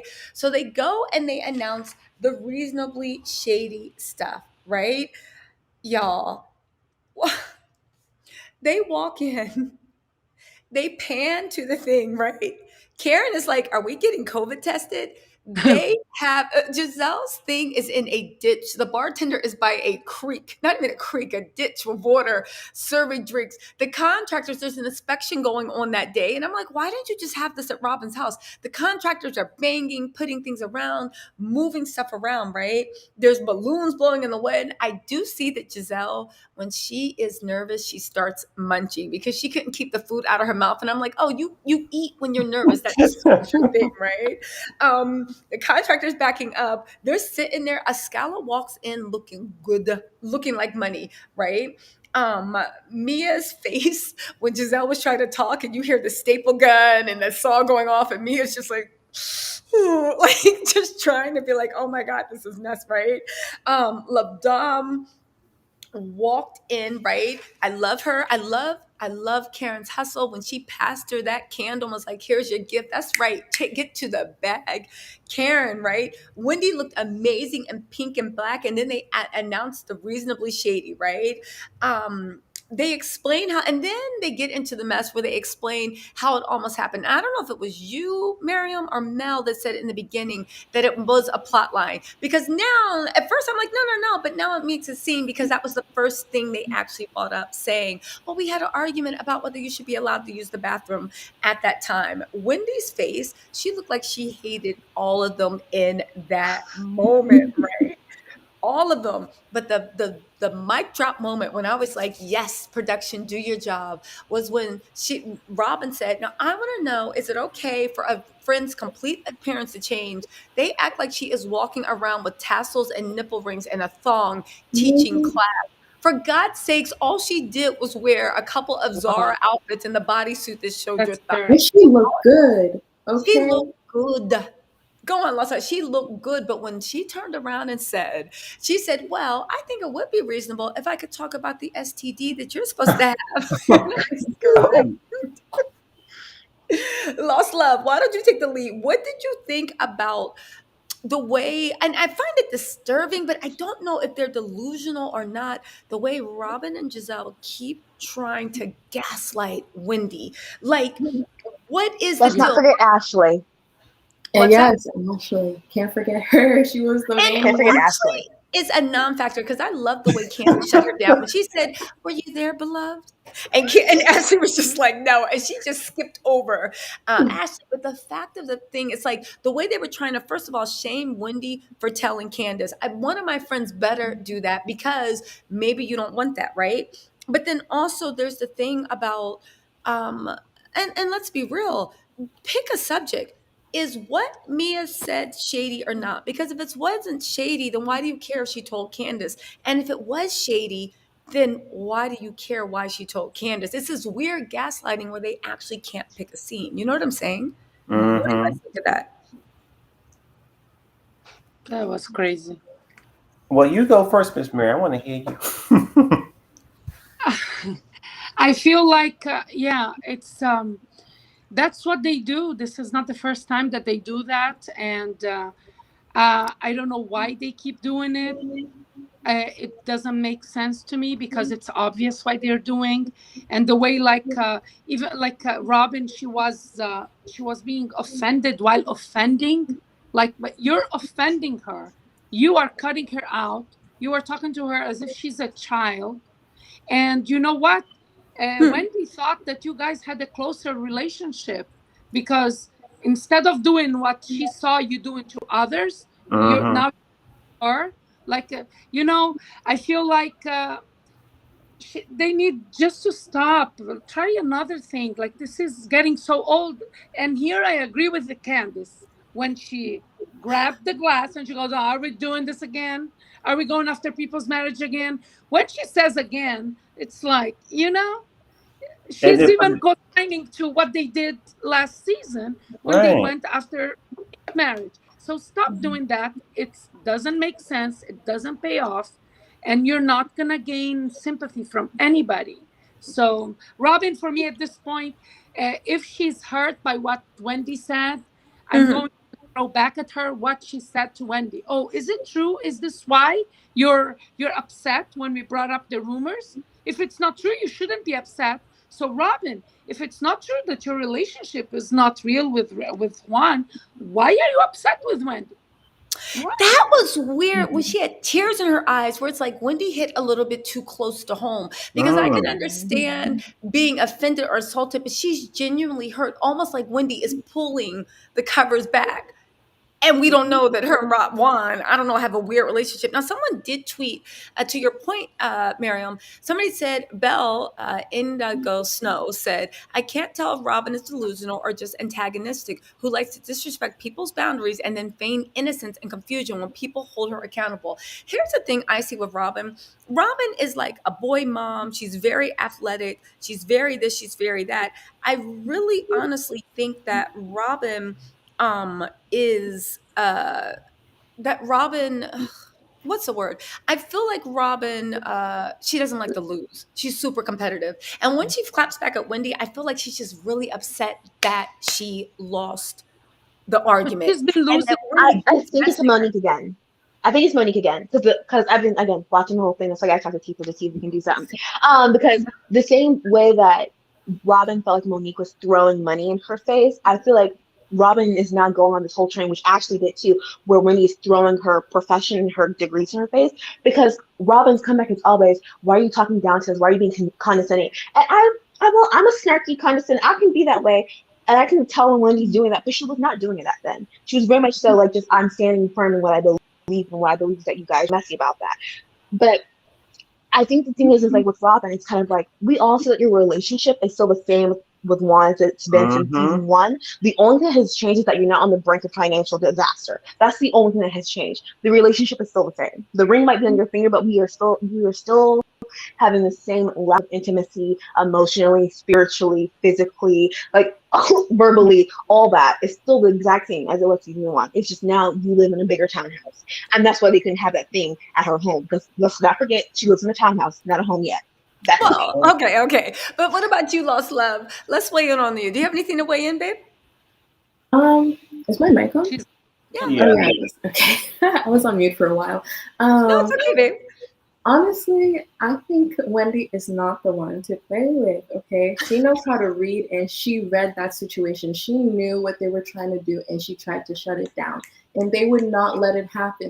Notice how none of those ladies really care about this Eddie gossip except for Gizelle, Robin, and Ashley. And Ashley didn't even care until Gizelle brought it up to her and all of that, trying to make her go to Wendy and do her little investigation, be like, I want to tell you woman to woman because I had something similar happen to me. Just because it happened to Ashley doesn't mean it's the same thing happened to Wendy. I mean, it's still kind of weird that we don't really know what's going on with Wendy and Eddie in that sense of maybe like something's going on. We don't know. Because, some people, they know that being on this TV show, like everything is going to be public. And I feel like she's trying to hold on to any privacy that she has left. And honestly, I think it's kind of sad that Gizelle and Robin just bring it up. Like, they never sit down with Wendy one-on-one or face-to-face to actually discuss this with her. It's always them trying to gaslight her in group settings. And they get surprised when she actually does. But how can you come at somebody like that and not respect the way that they, respond? I mean, you don't have to respect the way they respond, but I mean, you have to accept the fact that you let that response to be, if you get what I mean. They are out of line with Wendy, super out of line. And I feel like, you can't pretend you care when you're talking behind her back, all that. Especially when, but this is the thing, like they are the ones who deflect. What Candiace did like this, she should have done that towards Gizelle and Robin. Gizelle, she can't forgive Karen for bringing up the rumors in the reunion that about Jamal, and now she's okay bringing up rumors about Eddie, and then she says, okay, I repeated it, but I know it's not true, but she repeated it, so she knows how this goes. She knows, like, just like the waves, and that's going to be highlighted in the show. So these both, they are deflectors in chief, and they're just stirring the pot, and they're trying to use Mia now, and Mia is willingly letting them use her. And I feel like enough is enough. It's It too looks much. like they're trying to force a storyline. I am so glad Juan was not there. You know what? I am so glad that Juan Williams is not here. But, okay, so you know what? The two podcast holders, or two podcast people who have them, and not that it matters that you're married, you can be single or not, but the two ladies who are talking about relationships and things, sitting in the chairs, they're the two ones that Wendy said are not married. So they always going after people's relationship, and you had the whole cast sitting there: Wendy, Karen, Candiace, and Askale, and even me, all of them married, and here these two ladies are fun. She's Yeah, married. come on. It just seems a little like it seems like they're very bitter and jealous in some way that these other ladies are able to. That's why Karen always reads them all the time and said, "Well, when are you getting married? And do you have a man?" And they throw in, you only person you connected to is your luggage. And I mean, they get them together all the time because that's the focus of their life. They don't really. They always attacking people in their marriages, and they don't have relationships themselves. Oh, well, maybe relationships that work. So I think that's pretty crazy. And I was going to say this too. As I said at the beginning of the episode, I'm not sure if I could have sat there if I knew that this was going to be a circus that Gizelle and Robin were in charge of with these crazy questions. I think that, I just think just like with Heavenly on Married to Medicine, whenever she was in charge of something, I'd be like, time to go. I am not here for you, and I'm not sitting in this audience. And I think the same thing with them. So at a certain point, when the ladies didn't want to agree with the questions, they started really giving it back to her. She said, "Okay, you can leave my house." I'm like, "Okay, so if the rules is you ask me something crazy and I can't react, then why should I even listen to your question?" So because if you're going to ask something, you're going to get a reaction, but you got to hold the space so I can have my reaction, being an adult woman, to really hear what I have to say. So yeah, I would tell the producers, no, this is no for me. I'm going to leave out of here right now. I know what these two, people are trying to do. I'm out. But Wendy held her own too. Kudos to her. She held her own. I think it's kind of weird how they're trying to equate Wendy getting her body done to the alleged cheating rumors, because we don't really know. Like, what's the problem with Wendy getting her body done and then loving the way she looks afterwards? You get what I mean? And Lost Love, to your point, I was looking at Wendy on last season. Wendy wears the exact same clothes. She just fills them out differently.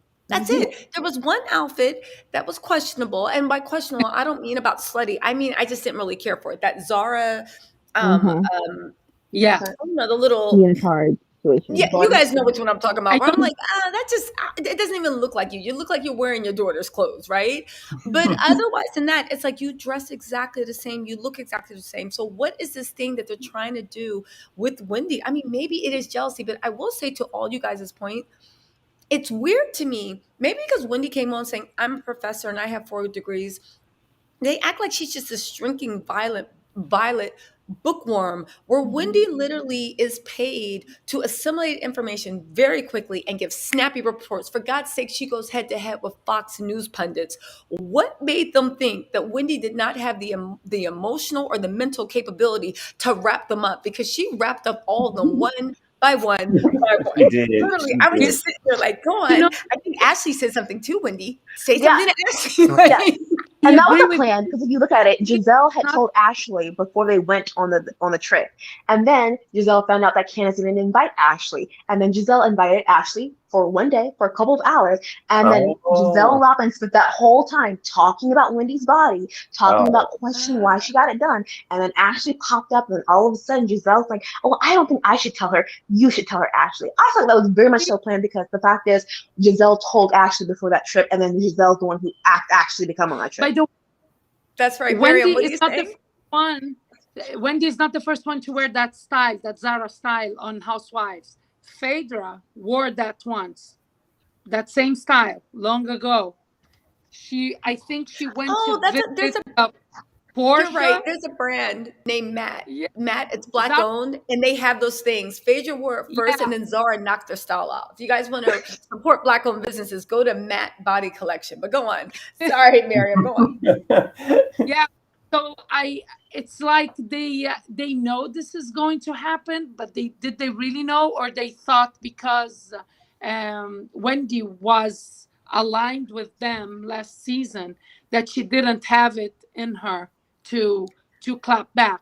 She's the best in clapbacks. She is the best.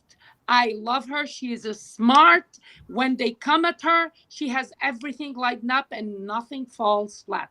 Nothing. No, here's the thing though. But again, you guys, I don't want all you guys to weigh in. If you guys want to weigh in, I don't want to start forcing you guys. But it does say something about their logic in the way that this is not the first time Wendy's wrapped them all up. Every single time they come for her, she wraps them out like it's Christmas and sends it back to them. And they keep trying to I guess they felt since Ashley was there and everybody was there, they could gang up on there. I don't know what they were thinking, but if every single time I engaged it with you, Mel, you can weigh on this, and I try to publicly play you, and every single time you wrap me up, at what point do I say, let me just back off of this, or let me leave her alone? But they won't leave her Well, alone. that's Mel, what do you think about Gizelle. Well, I mean, that's Gizelle in a nutshell. I mean, we going through 6 seasons. People don't talk about her legs, her neck, her face, her style. I mean, they talked about everything about this woman, and she is constantly coming back for more. You know how, again, back in the day, I'm from Brooklyn, and we all probably get this. If you had a bully, and how many times you're going to bust that bully's ass before they get off of you, and they still come back? It's like, damn, are you slow? What's going on? That's Gizelle in a nutshell. She seems to be a glutton for punishment in a way. She can't read, she can't shave, she can't do a damn thing. She can't even dress herself, to be honest with you. So I'm thinking, But she why can in the keep that plot line going. She can well, keep yeah, that plot line going. she can scheme, as Mariam said. She's a master manipulator, and at least she tries to be. So yeah, I don't understand why. Yeah, I don't understand why she constantly go back for punishment. She can't battle, and I think that she can. I agree. Kaya, Lost Love, what do y'all think about this? I think they just like to get, which again, I'm sorry, people keep saying they don't see colorism on the show. I, as a safe brown skin color, quote unquote woman, I certainly do. I think they like just gaslighting the brown and darker skinned women. Because they do the same thing with Candiace. You keep coming for them, and then when they come for you, all of a sudden, why are you like that? Why would you say that? Then why are we talking about this subject when you know how? Like Robin keeps talking about how Wendy is very much so assertive and is quote unquote condescending. Then why do you keep talking to her about the situation? Why do you keep entering into unnecessary? If it was a true disagreement, okay. But unnecessary arguments with her, and then complain that you feel like she's being condescending. If we are in an unnecessary argument, I'm going to belittle you. I don't know what you want me to do. Now, listen, I agree with you with that. Even we saw it turn around at the table where Robin said your husband's cheating on you, and that's why you had plastic surgery and you're running around looking like a mess, which is basically what she said. And then when she gave it back to them, they were like, oh my God, you're so aggressive, stop. And I'm like, she literally took the energy you gave her and not even slung it back, just went poof and popped it right back to you, and they couldn't handle it. And they repeated the rumors again. They knew how much that upset her, just to show that they don't respect her. But also, Mariam, and let me get your take on this. Let's not forget that at that time, All About the Tea was still in business. So, and they were vicious with it too. So them spreading it now, we laugh at because it's just like, oh, whatever, the things happen. But at that time, they really thought they were doing something. There was, to me, not malicious intent, but it was very dangerous what they were doing by even feeding that, because you know what it is about rumors. If somebody repeats it online, right, or even in an open room, and you don't come for their next, people are like, oh, well, it must be true. Do you see what I'm saying? So I felt like she was one, and that's why I think Wendy came so hard at them, because look what happened, It just so happened that All About the Tea fell down for various reasons. I'm not going to say I know what happened in there, but it fell apart for various reasons. We have an idea. Now it's a non-factor. We have an idea of what happened there. Yes, we do. And what's laughable is that now Bravo is highlighting All About the Tea. It's like, are they doubling down? So they know that what happened. They know what happened to All About the Tea. And they know that most of the things or the headlines there were really for clickbaiting. Mm-hmm. It would say something as an assertion, and then after you watch the live for 2 hours, she uses the word allegedly. Where was the word allegedly in your title? You know what I mean? It was Mm-hmm. like a fact, and this is what they're doing on the show. They say something, and today for them it was so heartless and disheartening, for them to to incorporate the rumor in the question. You don't do Mm-hmm. that if you have an ounce of respect to that woman. And to be honest with you, we can't say every woman that went like when I do a manicure, fresh manicure, I behave different. Can you imagine if I do a mommy makeover like she did? Like when And they act like it was so up, it's obscene. It like, wasn't very oh, much so it's my girl tasteful. nails, blah Yeah. blah blah. Like, yeah, But you know hello. what? I want to ask Mariam and everybody too. Isn't Wendy a soror in the same sorority or Yes. was in the Yeah. same sorority as Gizelle? So I'm going to Yes. ask. I'm not sure if you all had sorority connections, but isn't it against the rules to go against your It's sorority? supposed to Apparently be, which is not. why Giselle didn't do it Well, in the hold first on. Let year. me get because I haven't heard from Lost Love. You wanted to weigh in? Oh, Actually, you guys can weigh in on this. I was just gonna say they're supposed to be sisters and they ain't acting like sisters. It's kind right. of sad. It is sad. Now, the thing is, again, this dissonance to Miriam, like you said, if you get a new manicure, you're acting brand new. So imagine I'm on a makeover. But where is the dissonance that you literally on TV repeat rumors and use it as reasonably shading and know that's rumors that last time you said it, Wendy lost her goddamn mind in between wrapping you up and drinking her mojito. She was just on 10. You repeat it again. And then when Wendy claps back, and I love the way Wendy clapped out when Wendy, because Wendy saw them coming. Robin had a list of things she was going to say, which is, I don't want to throw out colorism, but she had a list of things she was saying. And my one thing is when I'm debating someone or arguing with them, you ever see when somebody even, it's like, do you even hear me talking? Wendy was talking like this. I'm very calm. Can you not say that? Blah, blah, blah. You're on 10. You need to calm down. Stop over talking people. You're being aggressive. And the whole time, Exactly. Wendy's like, what are you talking about? She had those responses on 20, and it made me think, if not colorism, right? Let's actually say, okay, fine, it's not colorism. But at the very least, I think that Robin and Gizelle were plotting to get Wendy off of the show. And one of the ways to get her off is to paint her as aggressive, over talking people, hostile. Mm. We feel unsafe because the things that Robin was saying to Wendy were not based in reality. And Robin couldn't get off the script. And it was weird to see. I don't want to say it's okay, fine, I'll say it. It looked like It colorism is. to me. It is. It Let's looked like stop. colorism. We are, at least But I think two of us are black right now. It is colorism because they would not feel safe around Ashley with a white man. So why do you not? Why would you say that she's so aggressive to you talking to calm down? No. yeah. And it was weird the way she kept going, and Wendy got calmer and calmer. But again, you're messing with a 4-degree woman who is a pundit. She is quicker and smarter, maybe at least at getting her point across than all of them combined. Well, And the she saw way what at they did best, last season. She saw. She was. yeah, but She had at first best, raw seating, yes. seeing what they did. She knows how they play. She knows exactly how they play, and this is why she knew how to tackle them. Mm-hmm. No, Yeah, I think exactly. And very no, but just to and the they point. take the fact that she has a job. I agree with that. And just to the point of, again, this is my official thing. At best, Robin and Gizelle are trying to create a narrative to get her off the show. At worst, it's colorism.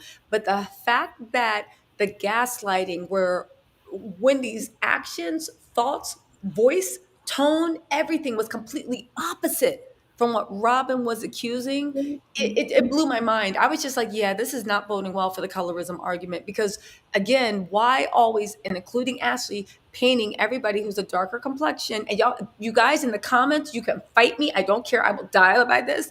It strikes me as colorist. I've been around colorist people. It smacks of colorism. Well, and I was going to say, for me, the one thing I didn't like a lot of it, but the one thing that really stood out for me is when she called Wendy, out of all the things you can call her, is weird.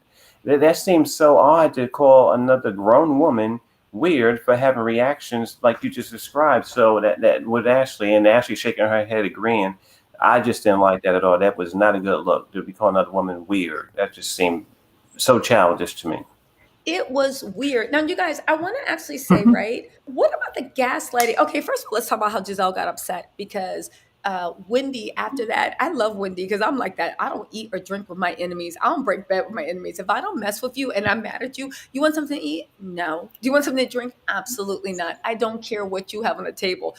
But it was funny that Gizelle got so offended that Wendy wouldn't eat anything or drink anything. That's just a little aside, right? But I will say that how about the way Karen saw Wendy in that moment, hated everybody there, and gave her the alley oop to dump on Gizelle when she was like, "So does this mean you're not inviting her to your trip?" Everybody She was like, did, didn't she? Oh my God. She came in Karen right. gave her the setup. And I'll say one thing also. Now, here's the thing. Wendy shouldn't get too comfortable with Karen because Karen does use people as cat paws. Karen is on Team Huger, and I admire her for that, right? She's playing the game. However, even when Wendy got up to leave, Karen was like, you know what? Let me go too. So I do like the way that she set Wendy up to dunk on Gizelle, reminded her, what about the trip? And the way she said, you can bring I'll bring Eddie, you can bring Chris, you can bring Ray, you can bring this, Right. you can bring this, and you can bring your luggage. Your luggage. Or Oh your my phone. gosh. You should have sent your phone. You can bring your phone because Jamal doesn't have phone. That's right. But with a side note before we go there, I was going to say Karen was hysterical. I would ask Miss Karen. You guys say, Miss Karen, what COVID shot did you get, honey? She's seeing visions and stuff. I'm saying, if she get Johnson & Johnson, she should have got She Pfizer took a like I COVID did. shot. She took a COVID shot with She a shot said, of Fireball. Come on, well, Karen. I mean, We she already said know how the COVID shot. I ground said gets down. she must have got the I cheap one. She must have got the Johnson & Johnson. Yeah, the Johnson and Johnson. I wonder how do you guys act? I know the Johnson and Johnson. How do you guys think it's going to play at the reunion with the gaslighting? How do you think they can walk back from that? Because again, I don't know if it's because the producers aren't on their side or they're just being sloppy. But how can they get away from the gaslighting? Again, I took a note. It's ridiculous. You can't have it both ways. Either Mia was being shady and Wendy should have told her friend, or Mia um, uh, wasn't being shady. There wasn't anything she went wrong. And if Wendy told her, it was no big deal because what's the problem with me repeating what is happened? And not only that, all the ladies tell each other stuff. So why is it when you're mean girl shit, when you're setting up Mess and Candiace's thing, Gizelle being stupid, it was in a parking lot. It was Fast and Furious. Like, where did you think the cars were going to be? In the sky, in a showroom, in a living room? When you heard that you're going to be dancing around cars, where did you think it was going to happen, Gizelle? But back to the point, how do you think that they're going to try to spin this gaslighting at the reunion? And do you think Bravo's going to address anything? I don't know, with the colorism. Like, how do you think it's going to play? I just No, want to they're not point gonna- something out. So Robin actually, okay, I don't know if anybody else caught this, but when they were having the argument about if who was it, Wendy was being shady or whatever it was that was going on, Robin actually ended up agreeing with them. She literally said, well, we all say wouldn't you, what did she say? She said something along the lines of like, we say stuff about each other all the time. Wouldn't you want to know if somebody told you? So for me, I don't understand where Robin's arguments are with the whole situation. I'm starting to feel like Robin's beef isn't really that serious, and she's picking up off of Gizelle. Like, I don't know if this makes sense in a way that I'm trying to explain it, but how are you going to try to... Sorry, so Lost Love, just to pick up what you're talking about, because I kind of got that feeling too. Do you think that Robin and Gizelle decided to throw Wendy as a sacrificial lamb to make her their storyline? Do you see what I'm saying? So now we're not focusing on Jamal. And we're not focusing on Juan either. Is that what you think's going on, or something different? I think so too, because these women, if you think about it, Gizelle and Robin don't want people talking about their business. Instead, they rather spend the time talking about everybody else's business to avoid people thinking about what's going on in their lives. I mean, if you look at it, Gizelle, she was hella insecure about having Wendy come into their house because she thought that Wendy was going to say something about her house, or she was afraid of whatever backlash she was going to get. Like, if you think about it that way, of the group of women that there are, it has to be someone. And if it's not going to be Ashley, then it has to be Wendy. And if they don't have actual beef with her, they're going to have to create some beef. That's why I feel like they're trying to push the storyline and like kind of gaslight her, but she's not buying it. You get what I mean? Like, it's almost like she knows what they're trying to do and she's just not going to feed into it. That's, you know what? I actually think that actually might be cuter. I mean, not cuter, but really close to the point. Do you guys, how funny was it when Candiace, whoever edited the show had a good time. When Candiace was walking back there and it made it seem like she was going through the woods, bugs were flying around. It was just a mess. What did you actually think of that? I thought that they needed some bug zappers and sprays. I mean, everybody was talking about the gnats and the flies. I was like, where the hell they at? By the horses or something? It was crazy. It was funny. She literally was in a ditch or construction things, and every time they panned out, Karen had it right when she said, "Are we getting vaccinated for COVID?" I don't understand what was going on. Now, listen, what about the Mia thing, right? You know, again, I don't know why they're doing this, but again, the only thing I can think, Lost Love, I completely agree with you. This is their storyline, so they focus down, right? The couples trip, right? We saw a little preview about the couples trip. Now, if you guys don't remember, and I know we haven't seen the show, so we're going to weigh in, but remember when Gizelle, she was on some show last week, and she was talking about that. She said that Michael Darby doesn't have anything on Mia's husband, Gene. Gene, when I saw the preview, I don't want to start talking trash about someone, but it seems like he drinks a lot and he can't hold his liquor, right? What's the situation you guys think about Gene and Mia and their situation? I mean, Mia came in saying, yes, girl boss, we built this chiropractic business from the ground up. Then it turned into, well, he actually had it and I had to see how I was going to fit in. Then it turns into, no, I manage everything. I get it. She has a rich husband and she needs a storyline because one of her storyline is she isn't just somebody that's pampered. She works for her money. So, that's going on. But what do you guys actually think about that? I feel like Mia Michael Ashley 2.0. Oh, sorry. No, it's not the same. Quickly, I think that Mia might be ashamed or maybe embarrassed of her past in a way. It's almost like how she did the same thing with like what she used to do when she was younger. Like, what was her occupation? Oh, what did she say? I was an escort. And then she went to say that, but they never asked me to take my clothes off. We wore gowns. And then she went to, I was a stripper. So like, for me, it was like she was trying to really, oh, sorry, my cat is just meowing. I'm sorry. He agrees with you or she agrees with you. They're like, yeah. It definitely does. That's why I feel like it's the same thing with Mia. I feel like she's trying to portray like this whole girl boss image, but we don't really, maybe she's ashamed, like she didn't start. Okay, maybe you don't like me talking this much. I'm sorry. maybe she feels some type of way like, oh, I didn't start this business myself. You know what I mean? Yeah. Like she's not self-made in a way. Listen, she has her things where it's set up. So you guys, really quick, we recapped the whole episode. I want each of you guys, and thank you so much, Lost Love and Kaya, for joining me. Make sure you guys reach out to me on Instagram so we can stay in touch. DM me on Instagram. But I will also say this. I want you guys to all go through. We'll start with Lost Love, then go to Kaya, and of course, Mariam, and then Mell or Mariam if you want to go last, whichever one you want. Mariam, do you want to go first or last? No, you pick. It's up to you. So listen, but let me tell you what the assignment is. You probably already know it. We're going to go through, we're going to rate the episode, right? And I want you guys to rate it on a scale of 1 to 10. And then tell me like where you think the dynamics are.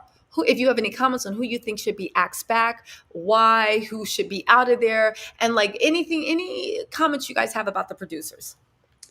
Okay, so who wants to go first? We'll let Mariam go. Okay, I'll go first. I will rate this episode. To be honest with you, for me, the episode was really just the sit down in the woods of Gizelle. Like for me, Karen was the star of the show. I felt like, I don't think it's that deep between her and Wendy regarding the 3 wicks, 1 wick candle thing, because I don't really believe that Wendy really wants to do a candle business. I think maybe she tried to see if it would be extra money coming in. I don't know why she came up with that storyline. Because I feel like that was really a storyline, because just knowing how smart she is, how she held her own today, and how she holds her own against like the Fox News pundits, it doesn't go along with this person that, oh, I have to write a business proposal. Like, really? So I don't think that's real. This is why her and Karen, they are really a team right now, because they know when to throw each other under the bus and when to rescue each other. She threw her kind of under the bus um, about the travel, but I think that Wendy told her, you bring that up in front of them. And, I think that was, when you have your girlfriend, you say, listen, this is what you're going to do. So they had that going, because she wanted to defend herself, and she wanted to throw jabs again against them because they don't have real relationships. Juan is never there, like him or not. Michael Derby is always there with Ashley. He's supporting his wife somehow, but I don't see that same support from Juan at all. He does True. he does the minimum. So let's keep the energy the same. So for me, that was Karen was a 10 in funny, and Wendy was a 10 in the reads and the clapbacks, and all the others, they their lines and the way they are interacting with each other, it's getting old. I want to see Askale be a main housewife, and I want them to bring more. For the life of me, I do not believe that they can't find a rich woman to join the cast. Like Robin and Gizelle, please go by, do your podcast. Yeah. Okay. And then we're gonna do Lost Love. Then we're gonna do Kaya. Then of course Mel, and then me. Okay, go on. Okay, I would rate this episode as 7.5, maybe 8. Only because I really enjoyed watching Wendy come after all of those women and clap back.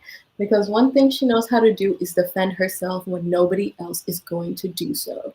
Okay, like she doesn't have a yes man. Okay, she's like, I don't know, she really made it for me. And when it comes to dynamics, honestly, Gizelle and Robin are getting kind of tired for me. It's like we're not seeing much of their lives because they're too focused on what everybody else is doing and what's going on in everybody else's lives. So I would like to see more of like Robin and Juan maybe, but I don't know. People were saying that Juan maybe didn't want to film that much this season. I don't know if that was true or not. Wow. That's what happened. I mean, But yeah, it's interesting. Andy that it's loves now Juan. Andy loves Juan, and if Juan was filming, he would be there. Well, here's the thing. It's interesting that both of you guys, two people now, are saying that you guys are kind of sick about the Gizelle Robin dynamic, and you guys want to see like more of the real lives, outside of the thing, Chateau, Charade, whatever, and outside of Juan saying that Robin's depressed, which looking back, that might have just been a storyline too, which is a dumb storyline that she can't get up. Because the storyline's disappeared. She's out of bed, she can't get up, and then it's just like, what happened? Like, how are you dealing with this? What's going on? She's just like, no, that's just it. It was her excuse to be able to sleep 30 extra minutes when the production came over. She was over here talking about how her business was getting scouted by like Macy's and QVC, or was it HSN or whatever it was. Like, if your business is really booming like that, girl, like, why isn't that your storyline? What is really going on? That is true. No, that's so true, right? Like, where's the actual realness? And their thing about keeping it focused on Wendy and her being the sacrificial lamb. How did they think that was going to happen? But yet Wendy was going to be cool with that. That's the weird part. Well, I think that's the weird part. The next marriage to be attacked will be Candiace. You because think so? 100%. And I feel like Candiace, now she watched the show when she did the after show on BravoTV.com. Oh, her energy towards Gizelle. I wish she had that energy in the episode. She was there with Wendy all the step of the way. she was agreeing with Wendy in everything, and she wasn't per se attacking them like she attacks. She goes below the belt, in my opinion. She does.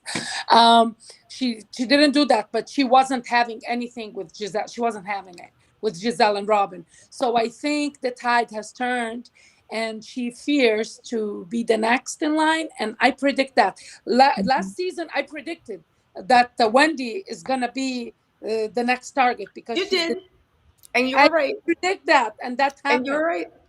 Yeah. Okay, so So next season no, is you were definitely right. Those are good points, Mariam. And you are usually spot on in predicting who's going to be the next target, the rise and fall. Kaya, what did you think of the episode? And what are your thoughts? I'll give it a 7 because I was laughing a lot. I do enjoy a Candiace, a Wendy, and a Scala.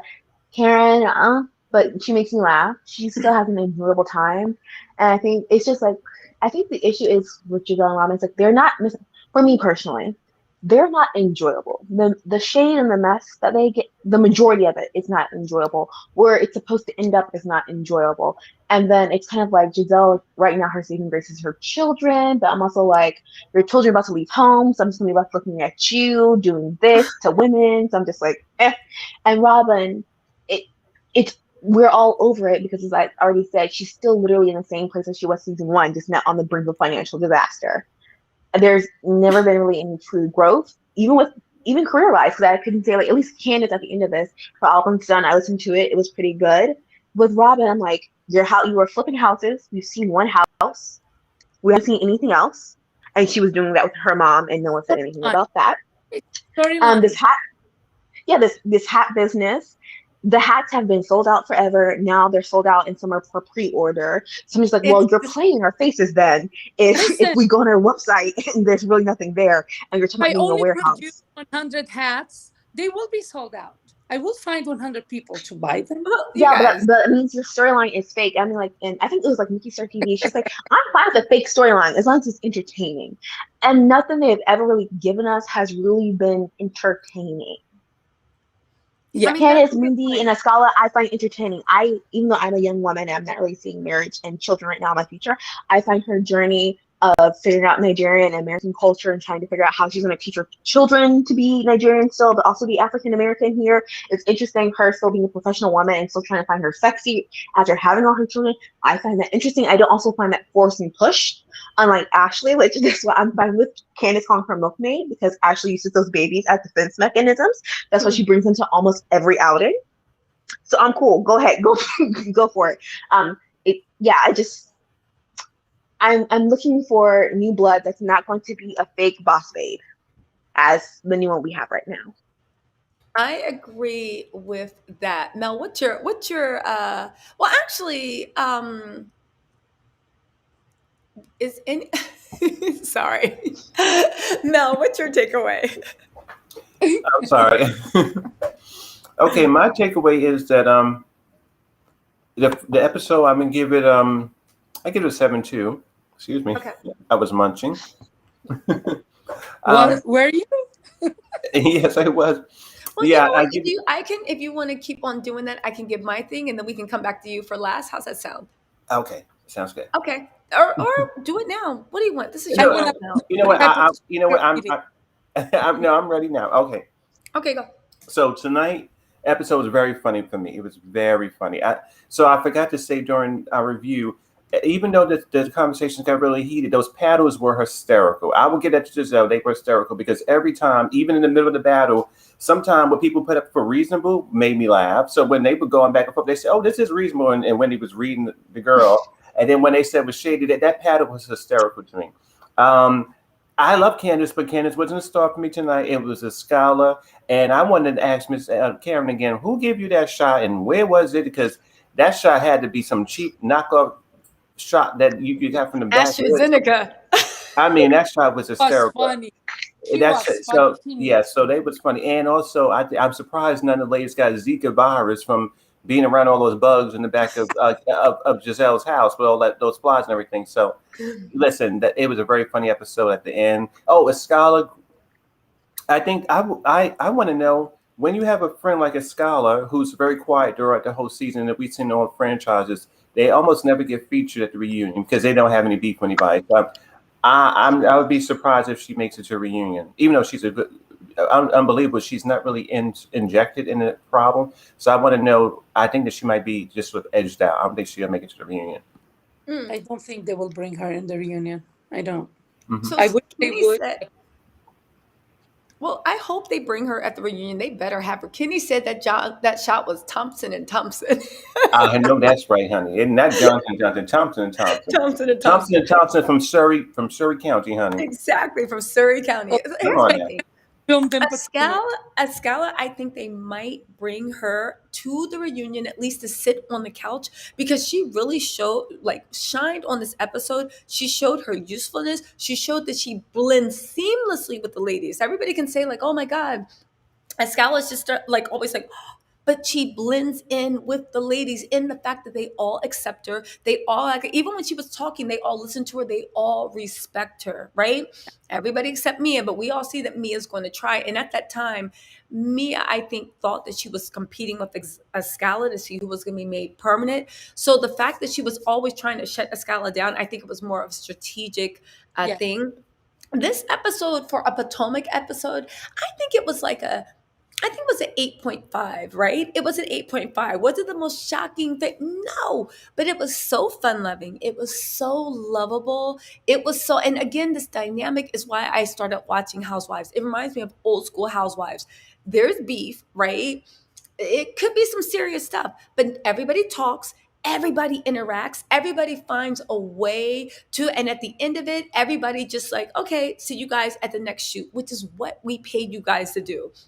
Show up, talk trash, be shady, give each other dirty looks, read each other down. But then at the end of it, that's where I wanted to end, And I wanted to be like that type of energy that no matter how bad you guys got into it at the last thing, it wasn't so below the belt that you're refusing to film with somebody in the next scene. Do you see what I'm saying?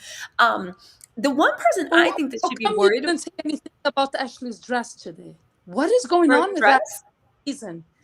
Yeah, Ashley. Her dress? She's not looking. Ashley is in mommy mode, and she's literally in like Earth mommy mode. Like, here's the thing: I feel like Ashley is cosplaying mommyhood. I'm not saying she doesn't enjoy it, but Ashley is like really enjoying being a mother of two, doing motherly things. She comes in, she likes having that giant stroller, the baby Bajorn. She likes looking like I am a mother of two kids that doesn't have time to do my hair.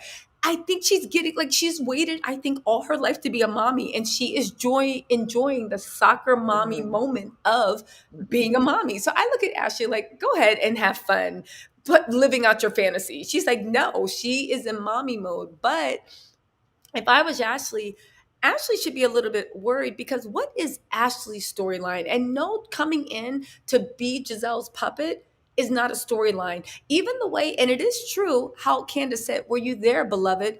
Ashley keeps commenting on shit that she was not there to see. She's not involved in anything. Again, let's see what happens because she can't have any more children. Why wasn't she there? Why wasn't she there? She wasn't invited, Candiace. She used it. No, not on that one. But again, that was Candiace's doing. About when Wendy told her what Mia was talking with Dorothy. Well, yeah, to that point, but I do think that Ashley, I don't know, Ashley right now is making herself antiquated to me. We have Gizelle being shady. We have Robin being shady. With Ashley, we don't even need Ashley to stir up the pot. And to tell you the truth, the group dynamic and scenes with Askale, Mia, Gizelle, Robin, and Candiace, I don't even miss Ashley. But I will say this.